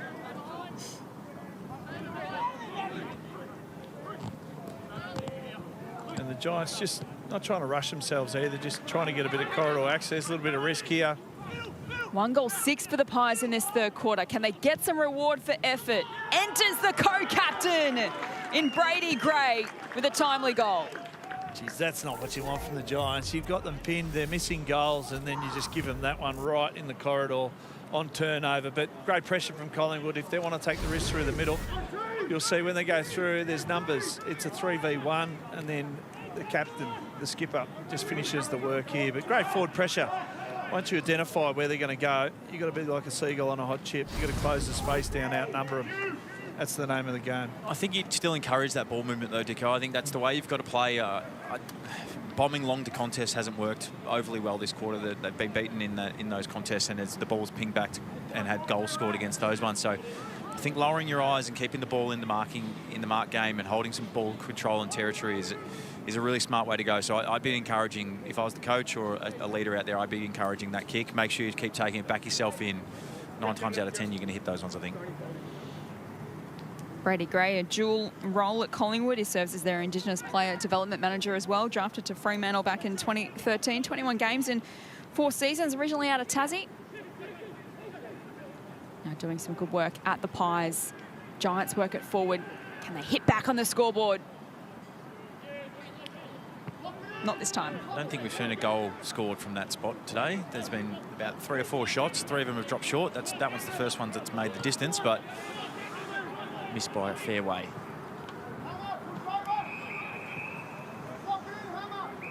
You can see the Giants sitting off here. Means they've got numbers behind the ball. Pies by 32 at quarter time, 6 at half time. They've worked it out to a 22-point margin here as Stone takes an intercept grab. There was that number behind the ball. Now they're using the numbers. Kelly bombs it long. Madden the target. Juggling effort from Mark. Couldn't come down with a mark. Bell over the top of Prindable. We've got a ball up. Montgomery, Taylor, Ralston and Hooper all on 17 disposals for the Giants. Ryan and Falkhead also on 17, the leading disposal winners for Collingwood out there at the moment. Back with the flight, Kelly, but it's out of bounds. The Giants have a lot of injury concerns to start 2026.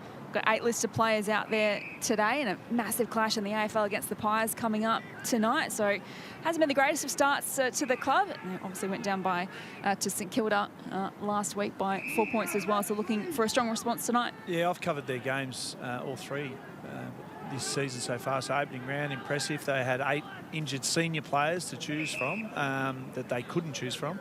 And then disappointing game against the Doggies, who absolutely flogged them. And then last week gave too big a start to St Kilda, closing late. So it's been a bit of a mixed bag on form. I know they got personnel out, but sometimes your system can stand up based on the depth of your list. And as we can see here, they're holding themselves in here with limited players. So I think tonight's going to be a really interesting game.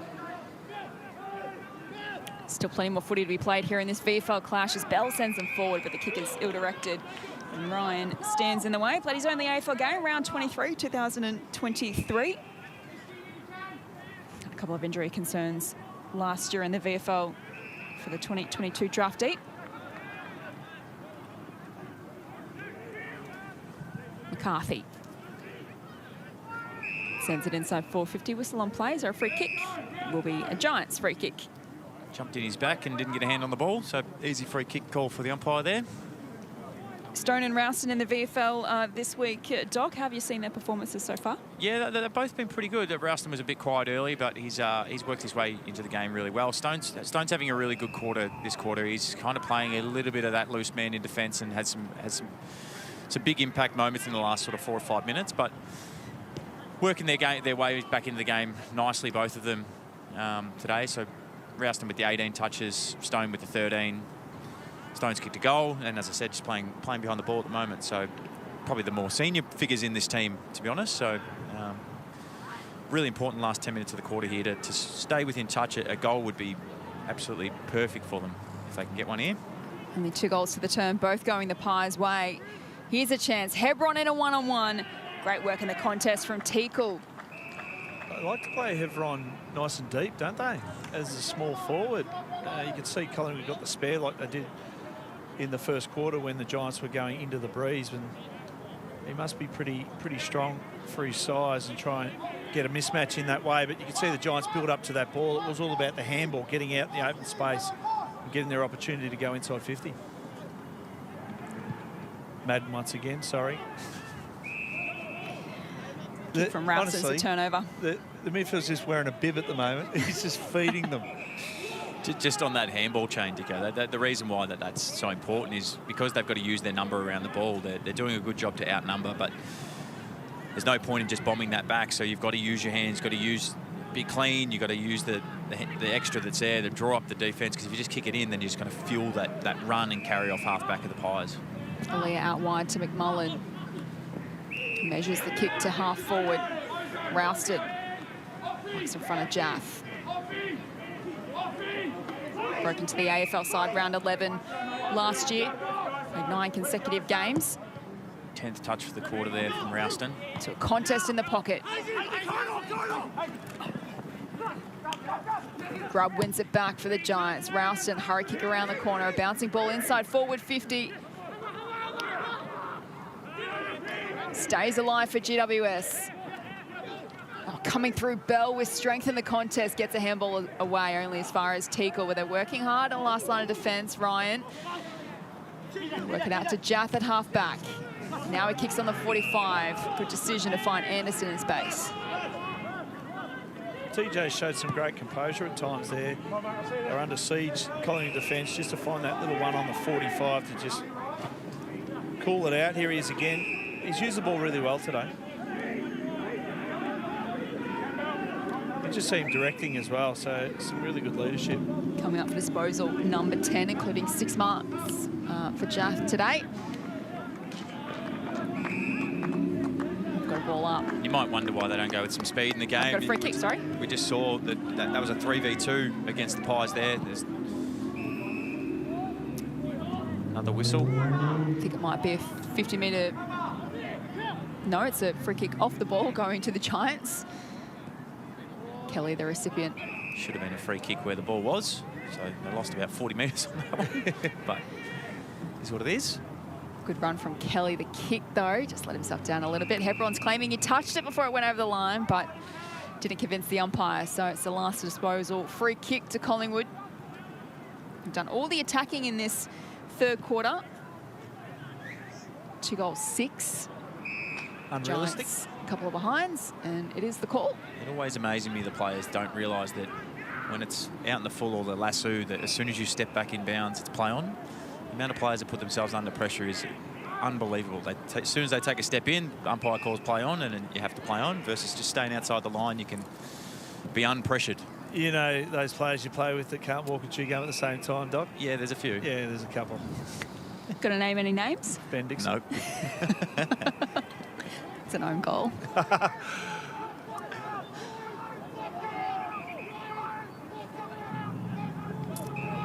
Haven't seen this, a lot from this, Collingwood, sorry, in terms of the way they've tried to make the ground. This is normally what the Giants are doing, but they need something to open this one up.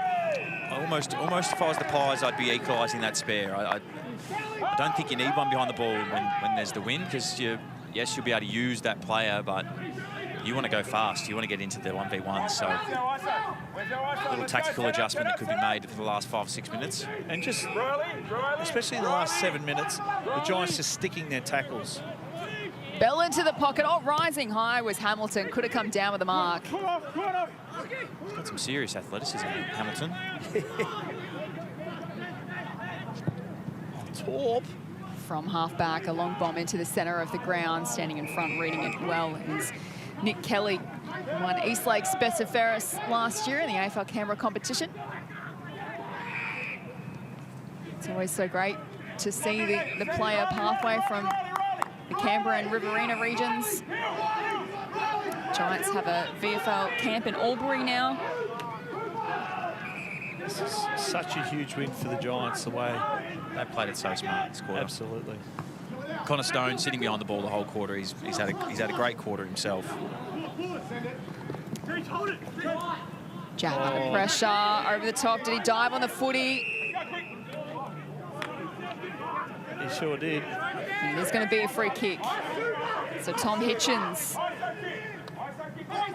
can send the Giants forward. Not long to go in this third quarter. Some feedback from the crowd. No free kick. Cochrane to Allen. Outside of the boot as the siren sounds here at the KGM Centre. We are set up for a great finish to this round 2 VFL match. Collingwood by 22 points at three-quarter time, 10-9-69, leading the Giants 7-5-47. Can they use the breeze in the final quarter, the Giants, and make a comeback? We're going to find out. Stick around. We've got the final quarter on the other side of the break.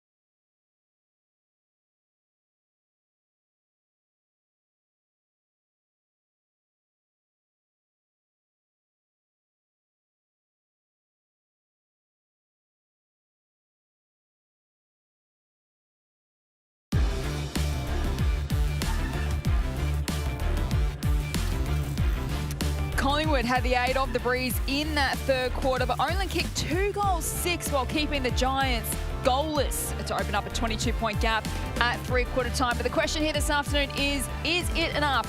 As the Giants will be kicking with the breeze in this final quarter at the KGM Centre. Round 2 of the VFL continues here on Fox this afternoon. Collingwood 10-9-69, leading GWS 7-5-47. Jess Webster with you in commentary this afternoon alongside former Hawk Ben Dixon and former Blues captain Sam Docherty. What do you reckon is going to happen in the final quarter, guys? Are the Giants going to make the most of the wind? Well, it's advantage as Giants based on what they executed in the third quarter to keep Collingwood, you know, in terms of the breeze, we said it was 4 goals, and defensively they just did everything they possibly could, Doc, to, you know, nullify them in some way and give them every opportunity. If they can bang on some goals here, it could get really, really ugly for Collingwood. Yeah, there was part inaccuracy from the Pies in that quarter, 2 goals 6. With the breeze, you haven't made the most of your opportunities, but I just loved what Robbie Chancellor did with his group. He shifted the game a little bit. He played with a +1. That +1 was able to have influence on the game. They changed their ball movement slightly to just a bit more slower and methodical to be able to sort of hold up as much as they could. But really interesting quarter coming forward here. Ultimately, the Giants, the big thing that they're winning at the moment, which if they win in this last quarter will go a long way to winning the game, is the contested possessions. They won +13 in that quarter, which was a huge result for them. The Giants have a new coach in 2026. He's hoping to keep his undefeated streak intact this afternoon. Robbie Chancellor, he's downstairs with our very own Bonnie Toogood. I'm with Robbie now. That third quarter, it felt like, yes, Collingwood were inaccurate, but you were able to nullify their score on the board. Yeah, we had our chances that quarter. Probably just didn't quite execute the last fundamental when we were going inside 50. We're going to get a chance to win this game in the last quarter, so we just got to keep that up. And if we can nullify their forward handball, I think we're really in the game. So that's the focus here. How have you reflected on Nick Madden's performance today? I thought he started slow, but certainly when we needed him to lift for us in the second quarter, he got going. Expect him to finish off the game well. Is the final message for this quarter is just let it rip? Yeah, absolutely. 4 goals down, away from home. It's a good opportunity to make a memory. So good luck. Love that from Robbie. Good opportunity to make a memory this afternoon, Dicko. Yeah, memory. Great memories with that moustache he's got, don't he? I think he's dyed that. Last time I saw him, it wasn't that dark. Bit of mascara it was through only last week. Bit of mascara Bit through of just for men, just rolling it through. But he's spot on, 4 goals, and he's looked at the breeze and he's gone, we executed so well in the third quarter. It's opened the shoulders up time and bang them on. So I think you're going to see a very, very aggressive Giants outfit in this last quarter. Be interesting from the Pies side. Did they learn a little bit from what GWS did in that quarter? Will they play with the +1? How do they deal with that? Does GWS equal that number up? We just heard then about the forward handball. So Giants' ability to put pressure on the ball and make some turnovers is going to be a key part to this quarter. The Pies have led at every change so far this afternoon. 32 at quarter time, 6 at half time, 22 at three-quarter time. But had they left the door ajar for the Giants, kicking with a breeze in this final quarter as we get it underway. Bell to Hooper, the 2 recruits combine. A wobbly kick to full forward. It's got the bounce. And it's through. That's incredible from Hooper. Game on. All started with Madden in the middle. He did all the work and got... he's obviously his boot to the ball and it just evolved from there. You can see here he follows it up, just gets a little boot on, that's all it takes. And then you can see the Giants, they love this, Doc. There's quick hands. Once they see an opening, bang. And this one, albeit a little bit of luck, but with the wind, anything's possible. We don't play with a round ball, do we? It can do whatever it wants once it's in the air. But just speaking of unbelievable moustaches, have we seen the moustache of the goal umpire down that end? It's equally as impressive. So great start by the Giants. Great start by their inside mids to be able to get the ball going forward. Interesting quarter ahead here. Allen wins the clearance for the Pies, but he's turned it over. Montgomery. The Madden direction, knocked away from him is Teakle, I think, wanted the free kick. Nothing doing, off hands, chance in the goal square. They've sent through another. Sam McMeekin onto the scoreboard. Well, I did say, and you've just spotted it again, Doc, the goal umpire, you're fascinated with him. But that's why I said this could get very, very ugly for Collingwood. In the Giants' DNA is attack. You can see here, Madden knew exactly what he was doing, bring that to the front, and he's just getting him, knocking down the spare pin there on his exit. But the Giants are so quick to react to aggression.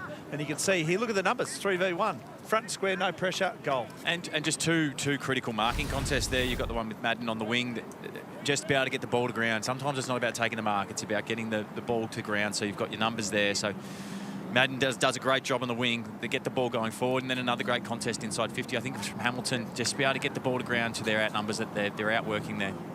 2 goals in the first 90 seconds to the Giants, who are back to a 10-point margin.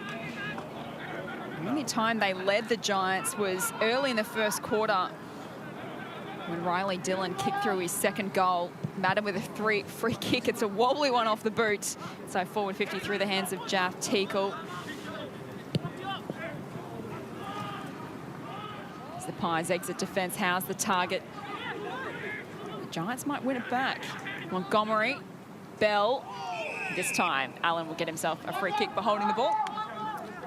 Both hands free, easy free kick there. You see Allen straight away just goes, right, just stop. Let's just regroup here. Because when you're up against a team like the Giants and they're just, you know, like a bull at a gate and so aggressive, you just want to be able to compose yourself and get your thoughts, get the instructions that you received at three-quarter time, put it in place. Good work on the mark from Hamilton. And then drives it forward for the Giants. Bacon, goal square. Does it have the bounce? It's 3 on the bounce for the Giants. Really smart play. You're looking on the screen to Sullivan complaining that he's in the area. That's as much blame as your teammate. Your teammate's too close to you, and if he's allowed to stand there, he's obviously close enough to defending someone, but ability to come in off that man, impact the smother, and then what a finish. Honestly, the door's not ajar. They've kicked it off the hinges. They're just going for it now. You can just see Collingwood wanted to stop, just wanted to compose themselves. The Giants said, yep, we'll allow you that space. Enough teasing distance, like we said, Doc. Get a turnover, and then all of a sudden the tsunami just goes kapow. 3 straight this quarter. That's the difference between last quarter, the Pies kicking 2-6. We did say whether that was going to be enough. That inaccuracy can kill you at some point, but the reverse of that, the Giants 3 goals straight. Hooper over the top to Madden. Bell. Grubb. They go forward again, the Giants. Full of confidence, off hands, Hebron! Sends it through for another. They're in front, the Giants. Oh, this could get really, really ugly. Now, we talked about the +1, +2. What are you thinking, Doc? Collingwood has just got to do something. I know the 6-6-6 rule at the moment, but in general play, they need something down here at the moment. Yeah, well, ultimately now the game's changed. You're not holding on to a lead, you're trying to win, so you don't have to go hell for leather because there's still plenty of time left in the game. But now you've got to start to take some risks. You've got to start to move the ball into the spaces that you probably didn't want to at the start of this quarter. But we spoke about at quarter time with Robbie Chancellor about what they wanted to avoid from the Pies. They want to avoid forward handballs. So if you're the Pies, you've got to get back onto that. You've got to get back onto your run and gun game. If you've got an extra behind the ball, you've got to use that number. You've got to run it through the wind, not kick it. Because it's going to be hard to kick it into that wind. 4 goals in 4 minutes to the Giants to start this final quarter, and they're in front for the first time since the early stages of the opening quarter. And they want more. Hooper wins the clearance up towards half forward. Ryan playing in front, couldn't take possession. Giants work it forward. Collingwood had the numbers, Jack hands to it, just couldn't complete the mark.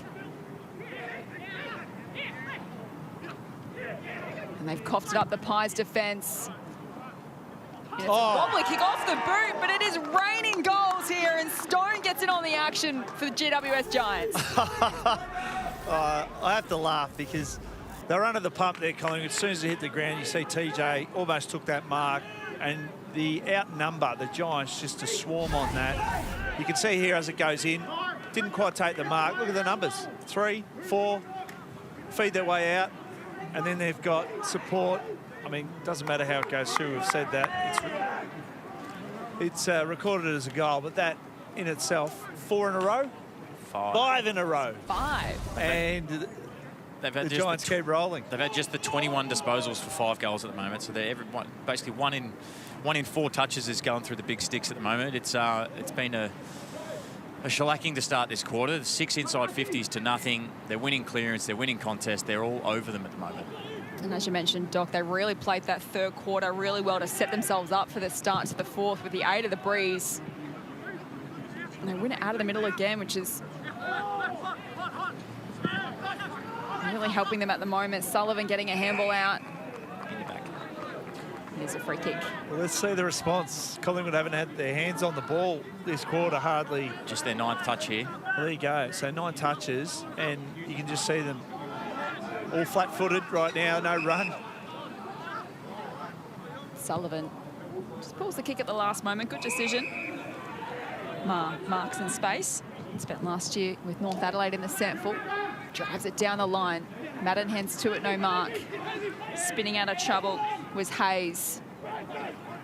Egan hands it off to Quaynor. Pokes it inside forward 50. Coming across was Aaliyah. Frangles coughed it up. Outside of the boot, was touched on the line. Well done from McMullen in defence. That's the play, though. That's the exact play that they've got to do. They've got to take some risks. Got to bring the ball back through the corridor, use their hands, use their numbers, overwhelm with pressure and contest. That's the keys to the game in the back half for the Pies, not the Saints. Hebron read it beautifully in flight. Game. No, you're already thinking ahead for first game of Super Saturday tomorrow morning, Doc. I'm working that game as well, so maybe my head's all there. I think all three of us will be there. Looking forward to that one. Close to the line, over and out as we get downstairs and check in with Essendon's AFLW captain, Bonnie Tuka. What's happening, Bon? Hey, Jess, it seems like Reece McInnes has hit his minutes for the day, so he will take no more part in this one today. Yeah, that's smart. Just got to build, coming back off an ACL, just make sure you get your minutes up, build on that from the next month of footy, and then you can get back to full action. Looked really good today as well, for what it's worth. It was great to see him back out there and enjoying his footy. So Harvey Harrison and Reece McInnes, no further part in this game, but as we've touched on during the call, the main thing is they got through relatively unscathed. We think Harrison's got a little ankle complaint, but hopefully nothing too serious. Teagle's got one on the chops again. Yeah, from my mate Madden. He just put the don't argue up and he said, right, get out of my way. He can compete. And I've been watching, I know I've been a fan today, but he can cover the ground too. So I've seen him get back and defend pretty hard as well. Quaynor to Egan, his hand pass ill-directed, chopped off by Montgomery. He's been good today. 21 disposals for GWS. He's Belbayas hits Hebron on the lead.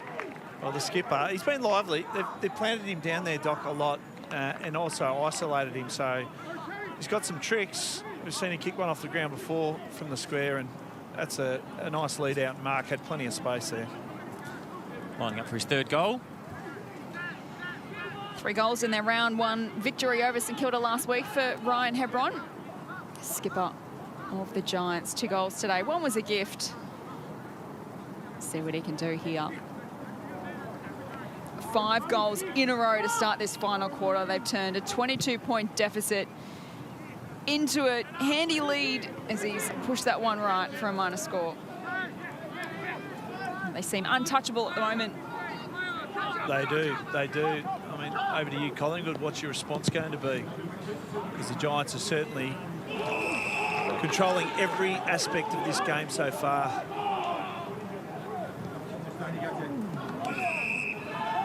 Buller to Anderson. And 50. Oh, that helps. He went out of the protected zone and then thought, you know what, I'll creep up a little bit more. Still going to be a bit too far out for a shot on goal. Yep. Could have nearly been 100 then. Former captain of the Swans Academy. Angus Anderson, the new draftee for the Pies. Kicks it to another draftee and Swaddling. 37 last year. Centres the kick to a dangerous position. Up goes Teakle, could have come down with it. Saxena just gets boot to ball into the pocket. Kelly, a little fumble. Prindable. He goes to ground and goes over the boundary line. They'll get a forward 50 stoppage here to have a look at Collingwood. Yeah, the timing, well, you can see the inside 50s this quarter, 8-2, so they haven't had many opportunities. So this is over to your forwards. If it hits the ground or it's a contested ball, make sure you're first in. Madden up against Teakle, who's lurking. Saxena turns tackler on Frangel. Umpire calls for it. Cameron, make sure you this wing. Then come off. Notice, don't you, Stubby? Madden with the tap. That's going to be paid the mark. So here's a chance for Sam Swadling, 19-year-old draftee, to keep Collingwood in this contest. This will take everything too into the breeze. So I'm sure our man Madden, if he's not coming for a rest, will be on the goal line here. Really important kick for the state of the game. They've had goals piled on them, lost the lead. To stay within a kick will be really important here. 19-year-old draftee out of West Perth in WA. Looks pretty good off the boot. You can see the wind just hold it up in flight. Doesn't quite have the distance. Ma hands it off. Anderson, Sullivan, snaps towards goal and is missing. That was always dropping short, that ball. Once again, hit the fly screen. Just dropped straight down. Full goal breeze, left the screen. Giants making the most of this one. In this quarter, you can see 5 goals won to 2 behind. So complete dominance from the Giants. Still plenty of time left. Margin's only 7 points. Giants take it away. McMullen, Grubb, looping handball. Red vest by DeBolfo. This one close to the line. Swadling just kicks it alive. DeBolfo kept running. Teagle. It's going to be walked over the line by Anderson. We'll have it thrown back in. Pies are playing in the right way. They're trying to handball. They're trying to make their way through using their numbers. They're not trying to blaze away. Winter weather has certainly returned to the KGM Centre. Started like this. We saw some beautiful sunshine in the third quarter, and now it's back. Yeah, I put my thongs away today. That's a good sign that winter's not far away. Still wore the shorts in. True. No, they go all year round. Ma was caught high. Spent 4 years, as we mentioned, with Carlton's VFL program. Vice captain for 2 of those, and spent last year with North Adelaide in the Sample. Back in Victoria with the Pies. This one's close to the boundary line and spoiled over aggressively by Louis Montgomery. Could get a run on bounce, Golden Fist. You love when the team celebrates those things as much as anything else. I think it was the contact. So be on the highlight reel for sure. Louis, the 22-year-old, son of Brett, of course, Giants assistant in 2004, Port Adelaide premiership player. Leading disposal winner on the ground too with the 23. He's having a very, very good day. He's a train-on player with GWS as well, Louis. His second year at the club in the VFL. Big ball to be won here in the middle. Ryan read it best in flight. Out wide for McCarthy. Kicked a goal earlier today. You look good, Zach. Bouncing ball inside forward 50. Giants can repel. Bell at half-back. Oh. Handball put his teammate under pressure. Gently brought to ground, and we're going to have it thrown up in the air. They'll take the stoppages, though. They'll take stop play. The tackles this quarter, Collingwood 10. The Giants only 5 because they've had the ball. That's how you explain that stat. Stone. Handball's over his head to space. Running onto it will be Falkhead. Seen plenty of it today. Grubb. Oh. Tangle of legs and arms and everything in between. Ralston now back to Grubb in his 50th milestone game. It's missed. In fact, it was East. My apologies. East-West doesn't matter. It's close. You just see the Giants just folding back, wanting to force that long kick. Another one. Madden kills the contest. Nick Madden, the 21-year-old, has got 3 AFL games to his name from the Giants Academy in the Riverina region. Had a good run in 2024, then did a bit of an ankle injury. Played the 3 games last year and hoping to get back into the AFL soon. Keeps up this kind of form. Won't be before long, you would imagine. Marta Jaff caught, dispossessed, no free kick. Mullen in the contest. Jaff goes in again. Prindiville. Quainer. Little fumble, but keeps it alive. Allen. And working it by hand, the Pies. Allen will get it back. They're going to keep running. Great work done by Hayes. Saxena, a wobbly kick to full forward, is going to stay alive for McCarthy, the draftee. Needs some support. Hands it off to Allen on the left. Missed it. Scoring woes continue. The method does work, Dicko. The positive is that handball chain and that forward run and carry and use your numbers, they're getting scoring shots. But much like the third quarter, they just can't finish their work at the moment, just lacking that little bit of polish on the last kick, either inside or shot for goal at the moment. Yep. The Giants just a +1 now in defence, just to make it a little bit harder for Collingwood to go around or through.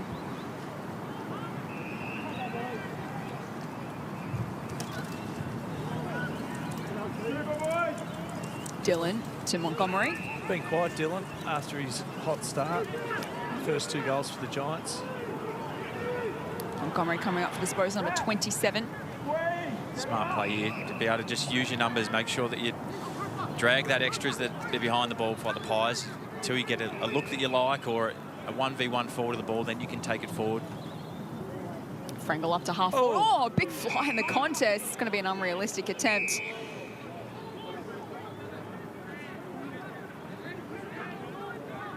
Hamilton's not happy. You sent that telegraph 2 days ago. I'm going long down that line. Big pack on the outer side. Cooper scraps a kick forward. It was touched. Quain on. Here they go. Here they go. They'll link up in the middle. Great pressure. Great pressure. They know what they're trying to do. And we spoke to Robbie at 3/4 time that want to stop that forward handball. That was an excellent example of their defensive pressure and turned the ball over in the forward half. Now they can play some possession and some territory football. Everyone points to the goals. He's given the Babe Ruth. Yes, I mean, maybe he's thinking the wind will give him a lift here. Well, he's not far wrong. He's not far off. It hits the post. If that was accurate, that would have gone through. He did that off 2 steps. You probably didn't need to have a shot, to be honest. You could have just kicked that to the top of the goal screen. Yeah. It would have done just as good. 8 points. The difference at the moment as we enter time 1 of this final quarter. Still anyone's game. West down the line. Swaddling marks. Wants to send it inboard. Printable, number 32 in last year's draft, to Allen. Now out wide. DeWolfo couldn't complete the mark. Now they're in all sorts of trouble here, the Pies. There's a whistle, free kick for a push in the back. So, a bit of a let-off. Folkhead. Long bomb will go to a spare here. So you can see him working it up. Allen wants to take them on, had to get rid of it. Look at the Giants' numbers here. And look to punish them on the rebound. McMeekin, Stone. Dylan, continue to move it by hand. Oh, no. Chance for Hamilton if he can run onto this. Pokes it into the pocket, just too much on it for Hebron. Can he keep it alive? He can't. I'd be disappointed with that. It was a good build-up, Doc, from defence. They had the numbers, got the wave going. Yeah, they should have scored one then, which would have made it incredibly hard from the Pies. So luck's on the side of the Pies just there. So 10 minutes to get 2 scores. It's going to be a difficult task, but they're playing the right way. Pies by 22 at 3/4 time. The Giants kicked 5 goals in the first 6 minutes. That's 5 straight. Since then, it's been 3 behinds each. Next goal, you feel it's worth its weight in gold. Hooper sends it towards the goal face, and it won't register a score. They'll just keep attacking regardless of the scoreboard. This is what the Giants do. There's no way they'll be on the back foot and try and save a game. They'll try and win this by 20. So Collingwood have got to find something, a little bit of risk, get some reward. I feel like that wind has picked up a little. We might have to do a welfare check on Bonnie Toogood for us, boundary side. She's had to face everything down there today. 15 degrees. My hands feel 11. Bonnie, they're probably feeling about 6 degrees right now, are they? Oh, maybe 5.5. Maybe 5.5 if we're lucky. Does it feel like it's picked up though, Bonnie? The wind? It does in the last couple of minutes, actually. It seems like the wind, I didn't know it could, but it has. And also, we've got a few Collingwood boys that are needing the pickle juice, so a few cramps here as well. Flying shot out of the pack, just nicking the post on its way through from McMeekin. Pickle juice, never enjoyable, that stuff. Did you ever mistakenly drink it? Because you're not meant to drink it, right? You're meant to... Supposed to swirl and Yeah. spit, but yeah, when I first had it, I didn't know that. It's pure Down the hatch it went. It's pure dishwater, isn't it? Shocking. Bell, the snap from 50. And Hebron's marked all alone in the goal square. Take your 30. Yeah, I was just going to say, I'll take my 30. That's footy IQ.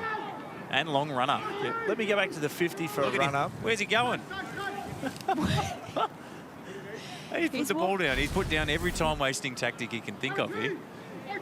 That's called experience. So he's marked this in the goal square. On the goal line, it could have easily just turned around and kicked it, but he's decided to run back to 40 metres out while his opponent is standing in the goal square.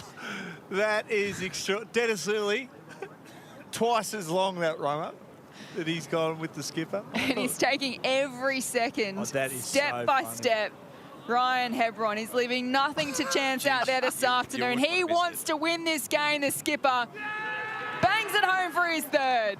He's trying to boot it over the net too. I'm just thinking, if that happened in an AFL game, the umpire call play on, you can't have a walk in a 40 metres. Look at him. Oh, he's in the clock. He's pointing to his watch. Hey, I'm a good time waster. Once again, Giants outnumber. Kick to the goal square. I thought he was just going to poke it through. He goes, no, I'm too smart for that. I'm pretty sure that, well, that's the original. Was it Ahmed Saad? Yes. He used to go back 75 metres, and that was the reason why they brought it all in. He was in another postcode when he started his run-up. That was rivaling Ben Brown's Brown. run-ups. I guarantee you. But at least Ben Brown ran in. That was twice as long as Ben Brown's. And he's wasted a solid probably 90 seconds, I think, off the clock. No, it was 50. Pies burst out of the middle. Allen trying to keep his side alive here. Sullivan dishes off a hand pass. Great defensive work again from the Giants. Bell, though, I think he's got issues. The umpire's calling play on. No free kick. Plenty of numbers around this footy. Sullivan fires out a hand pass. Quick kick out of congestion. Underneath it, Swadling. Time now becoming an enemy for the Pies. 15 points the difference after they led by 22 at three-quarter time, and they've turned it over.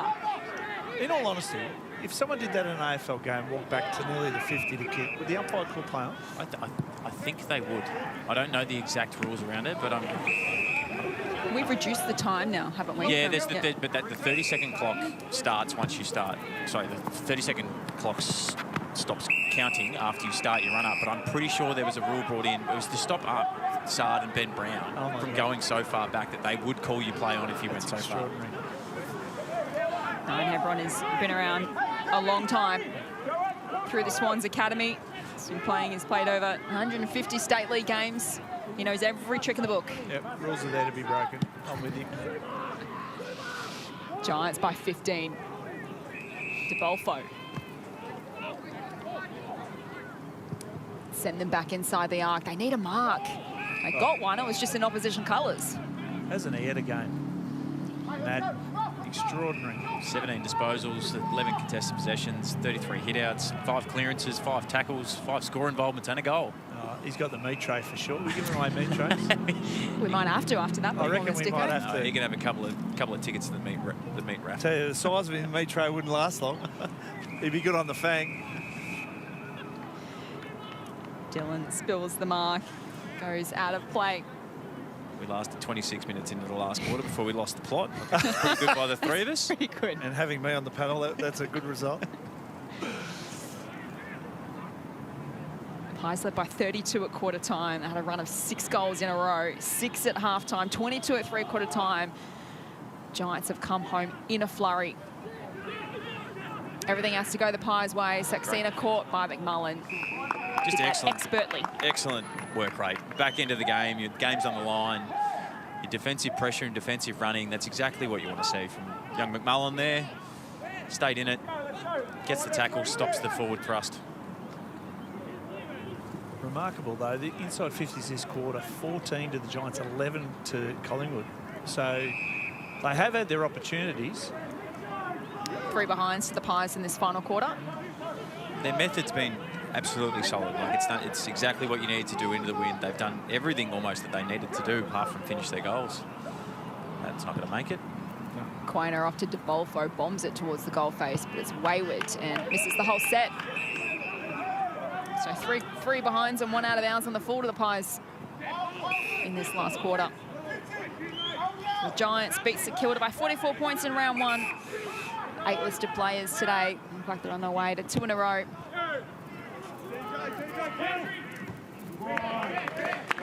Fist from Hamilton. He's played 8 VFL games the last couple of seasons. Another one from the Canberra region out of Ainslie via the Giants Academy. Won their Academy Player of the Year award last year. Heard Robbie Chancellor talk about this one being a memory maker for them. I think they know that they've got a lot less AFL listed players, and they've come on a mission from interstate, and they played really well. Only a few minutes left to seal the deal here. And a good start to Robbie Chancellor in his tenure as the Giants VFL coach. Won the AFL Sydney Coach of the Year last year, coaching the Bulldogs. As we know, has extensive experience in the AFL coaching landscape. Giants work it forward again. Dylan, can he keep it alive? Not quite.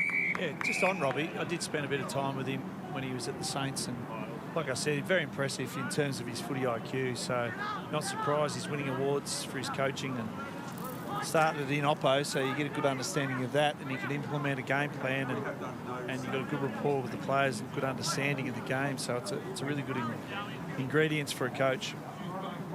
Oh, good throw in. That hit the fly screen again. Blame the wind on that for sure. Wind and weather. I reckon you could kick it up. I don't think you could throw it into that wind. I used to be a boundary rider. I know how hard it is. Yeah. And how deflating it is. No, I when know you it's have hard. to get it Like throwing into that back wind in. would be impossible. I should do it for a can of Coke and a hot dog. I did it for far less. Isn't it great when you umpired for your team in Yarrawonga? I used to stand on the corner after I played thirds. I'd go to the seniors, and I'd blow the whistle, go, yeah, infringement. Obbo's run in, free kick.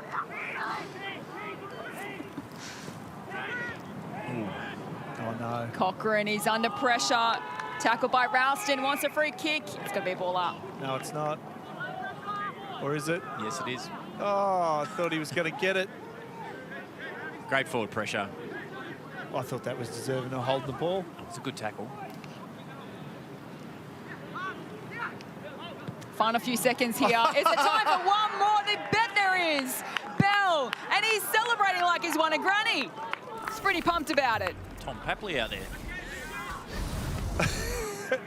I think he did the coup de feeties. I think he grabbed this with one juke. I think he's pretty pleased with his effort no, here. he's got 2 on it. James Bell, that's pretty special. That is a good finish.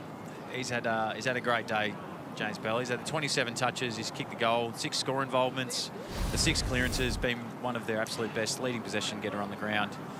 His second half's been particularly strong as well, just on that. Right to the end here, Nico. Right to the end, mate. Yeah, like I said, they're dropping the hammer here. Like they never take the foot off the throat, the Giants, when they can smell a win.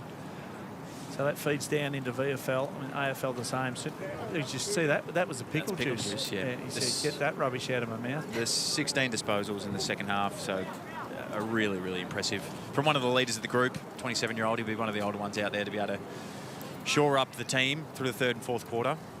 7 unanswered goals to GWS in this final quarter. It's been a fabulous fight back. They trailed by 22 at three-quarter time. The time for a late one here to the Pies. Allen crashes into Bell. Now a chance for the young draftee in Prindable. It's marked in front of goal by Howes. He might have the final say of this contest. He trots in and sends it through. He's got 2 to his name this afternoon. Oh, it's just been impressive last quarter. Robbie Chancellor put it on the agenda. Three-quarter time, said we're going after it. We're really happy with our efforts to stop Collingwood scoring, albeit they missed a few goals in the third quarter, but certainly wasn't a margin that was out of their grasp. And I said, you know, once they get it on, they could win by 20, and they just got 6 in a row. So they've been so impressive on that offensive game, and Collingwood kicked one late in the dying minutes of this game. Allen, 27 disposals, his return today for the Pies. Ryan with the 25. Swadling in his first game as a new draftee, next best on 24. Bell, as you mentioned, Doc, 28 disposals, coming off 36 last week, including 11 inside 57 score involvements, and he's had a fabulous day today, 6 score involvements and 7 tackles and a goal to his name as well. It's been a great team performance today from the Giants. And they'll go 2-0 to start the 2026 VFL season. The host of players to come back, a lengthy injury list. But they've started brightly. Hamilton will want to run onto this. He's had a shot. It's going to come up just short and bounce through. Just goes to show you, though, you don't have the senior personnel that you want. Collingwood do. Your system will stack up. If you can actually play as a team and execute it, you'll get results. So, I mean, feather in Robbie Chancellor's cap in terms of the way he's got this side playing over the last couple of weeks after their big win in round 1 against the Saints by 44 points. And this one all as well as impressive. When it comes down to it, when you win contested possessions by 21 and you smack them around at the contest as much as they have today, that's going to hold the game in your stead, especially in such a scrappy sort of affair because of the weather and a bit of rain, lots of wind. A moment here for Printable on the full-time siren. It'll just be a minor score, and the Giants go 2-0 to start the 2026 VFL season. In a fight back in the final quarter, they scored 7 goals to 1 to turn a 22-point deficit at three-quarter time into a 16-point victory here today at the KGM Centre. We saw a little bit of everything weather-wise today, but the Giants came out on top 14-11-95 to Collingwood 11-13-79. 3 goals to Ryan Hebron, the skipper. He also kicked 3 goals in round 1, so that's 6 to his name to start the season. 2 goals each to Connor Stone and Riley Dillon as well. Singles to McMullen, Madden, Hamilton, Bell, Hooper and McMeekin as we head downstairs to Essendon's AFLW captain Bonnie Toogood, who is with a very pleased skipper in Ryan Hebron. Yes, I'm with Ryan here. I have to ask, that last goal you went for, right? You used every trick in the book to make sure you were wasting a little bit of time. What was going through your head in that run-up? Last week, I had a shot. My shoe came off. Tied up the shoelaces. Got Harvey Hooper, who's come back from about 10 weddings this year. And he was like, take your 30, take your 30. Took 45 seconds. He wasn't happy with it. He's like, Jordan Lyle would go back and creep in. I need you to do that. So that one was for Harvey Hooper. Bit of experience passing on. We love that constructive feedback by Hooper. Look, I have Ben Brown as a development coach, so I know all about a long run up there. How pleased are you? That's a huge win on the road, and as a leader and as captain, how pleased are you with that win? Yeah, really proud of the boys. Like, I think we had about, I don't know, 15 or 16 VFL listed players who have come in, done one practice game and round 1, and then they've, you know, played their role against a really strong Collingwood team. In saying that, it's round 2. It's just another game. We got to fucking get better. We've got to get better week on week because we want to win finals. We don't want to just be proud of home and away wins. So back to the drawing board, lots to improve on, but really proud of the way, you know, young group came together and got the dub away from home. I love that captain mentality, always looking to improve. Well, go and celebrate with your boys. Congratulations. Appreciate it. Apologies for the colourful language from Ryan Hebron, but 3 goals to him today. A very satisfied skipper as they start their season 2-0. But for Collingwood, well, they had the return of Harvey Harrison and Reef McInnes today as well, which was pleasing. As we take you to the break, let's take a look at some of the great goals from round 1. Peters takes it back through, and here go the Dogs in their beautiful run. Hand pass to Dolan, dodging and weaving, links the hand pass away to Artie Jones. Too many options, feeds the hand pass away. A chance for Saunders, who finishes with the opening goal. Hugo Hagen up at half forward, drops the kick inside the 50. Walter tried to keep it alive, did well in the end, turns on goal. He can get it back here, Jed Walter. He'll stroll his way in, and Jed Walter's on the board. Really high, letting the Bulldogs extract with handball. They're holding their shape, making them get past them. Bond around to the middle, it's a cross, long kick, into the pocket. Here's Craven again. Drops onto his left boot. Sends it up the wing. Fawcett had to go through his hands. Guess who was there? Jasper Elgar runs to the junction of the 50 and the boundary, sizes it up. Oh, what a finish! He is on a heater.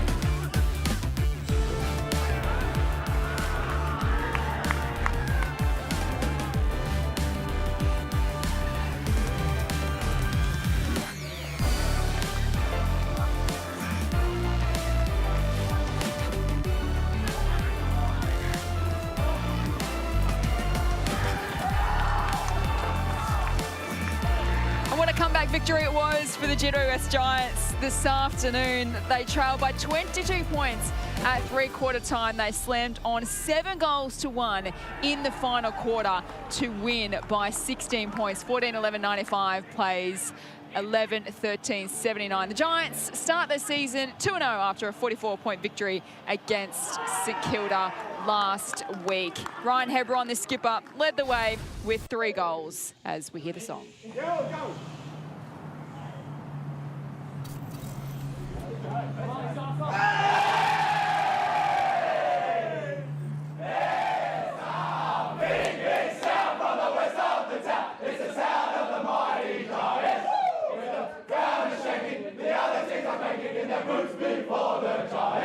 We take up highest strides and the highest leagues. We're stronger than the rest. We're the great of the Sydney Giants. We're the biggest and the best, and we will never surrender. We'll fight to the end. We're greater than the rest.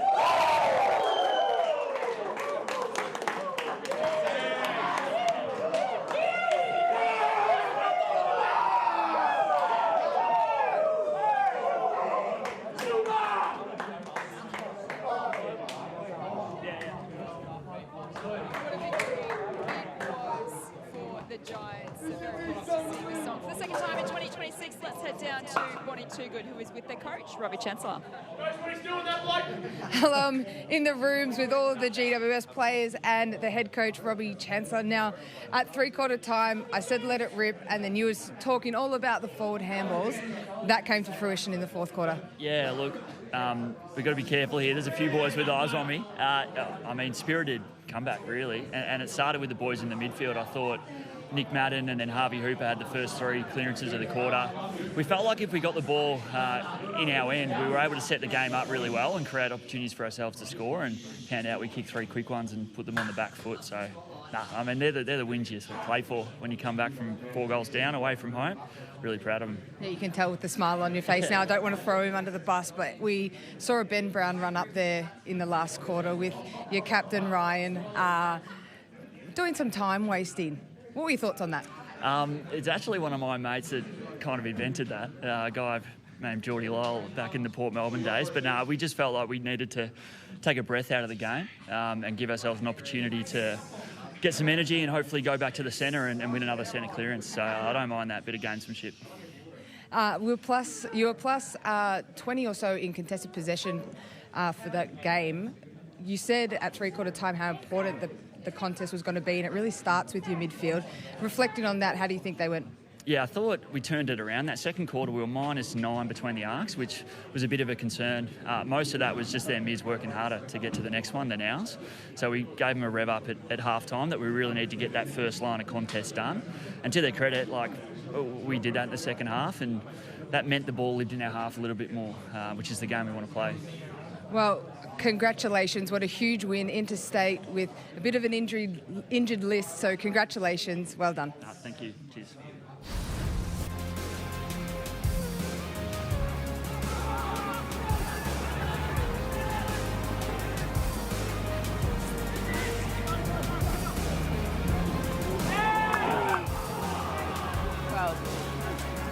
Yeah, Belly was pretty impressive today. Finished his work and kicked the final goal, which probably cemented how big a performance it was today for him. He was just in and under. The inside game was huge because we know when the Giants get on the outside, they can actually really dominate. But you can see here, this is his final moments, and kicks this goal here. Great reward for him and the Giants themselves on the road. And as Robbie just said then, they were behind the 8 ball, but they just really consolidated themselves after 2 really good wins now in round 1 and 2.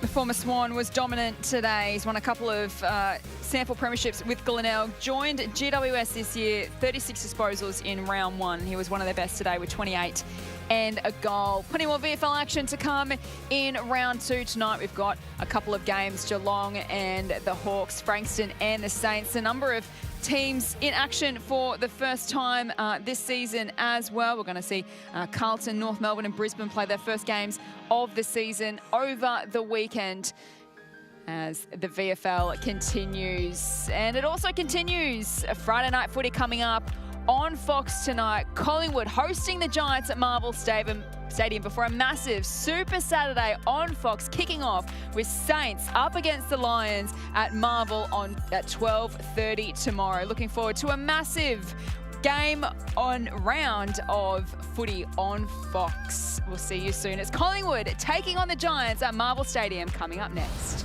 Former Blues captain. Any players here, but Today, and one thing to... Long to full forward. Coming through was Anderson off snap. McInnes and his first win into the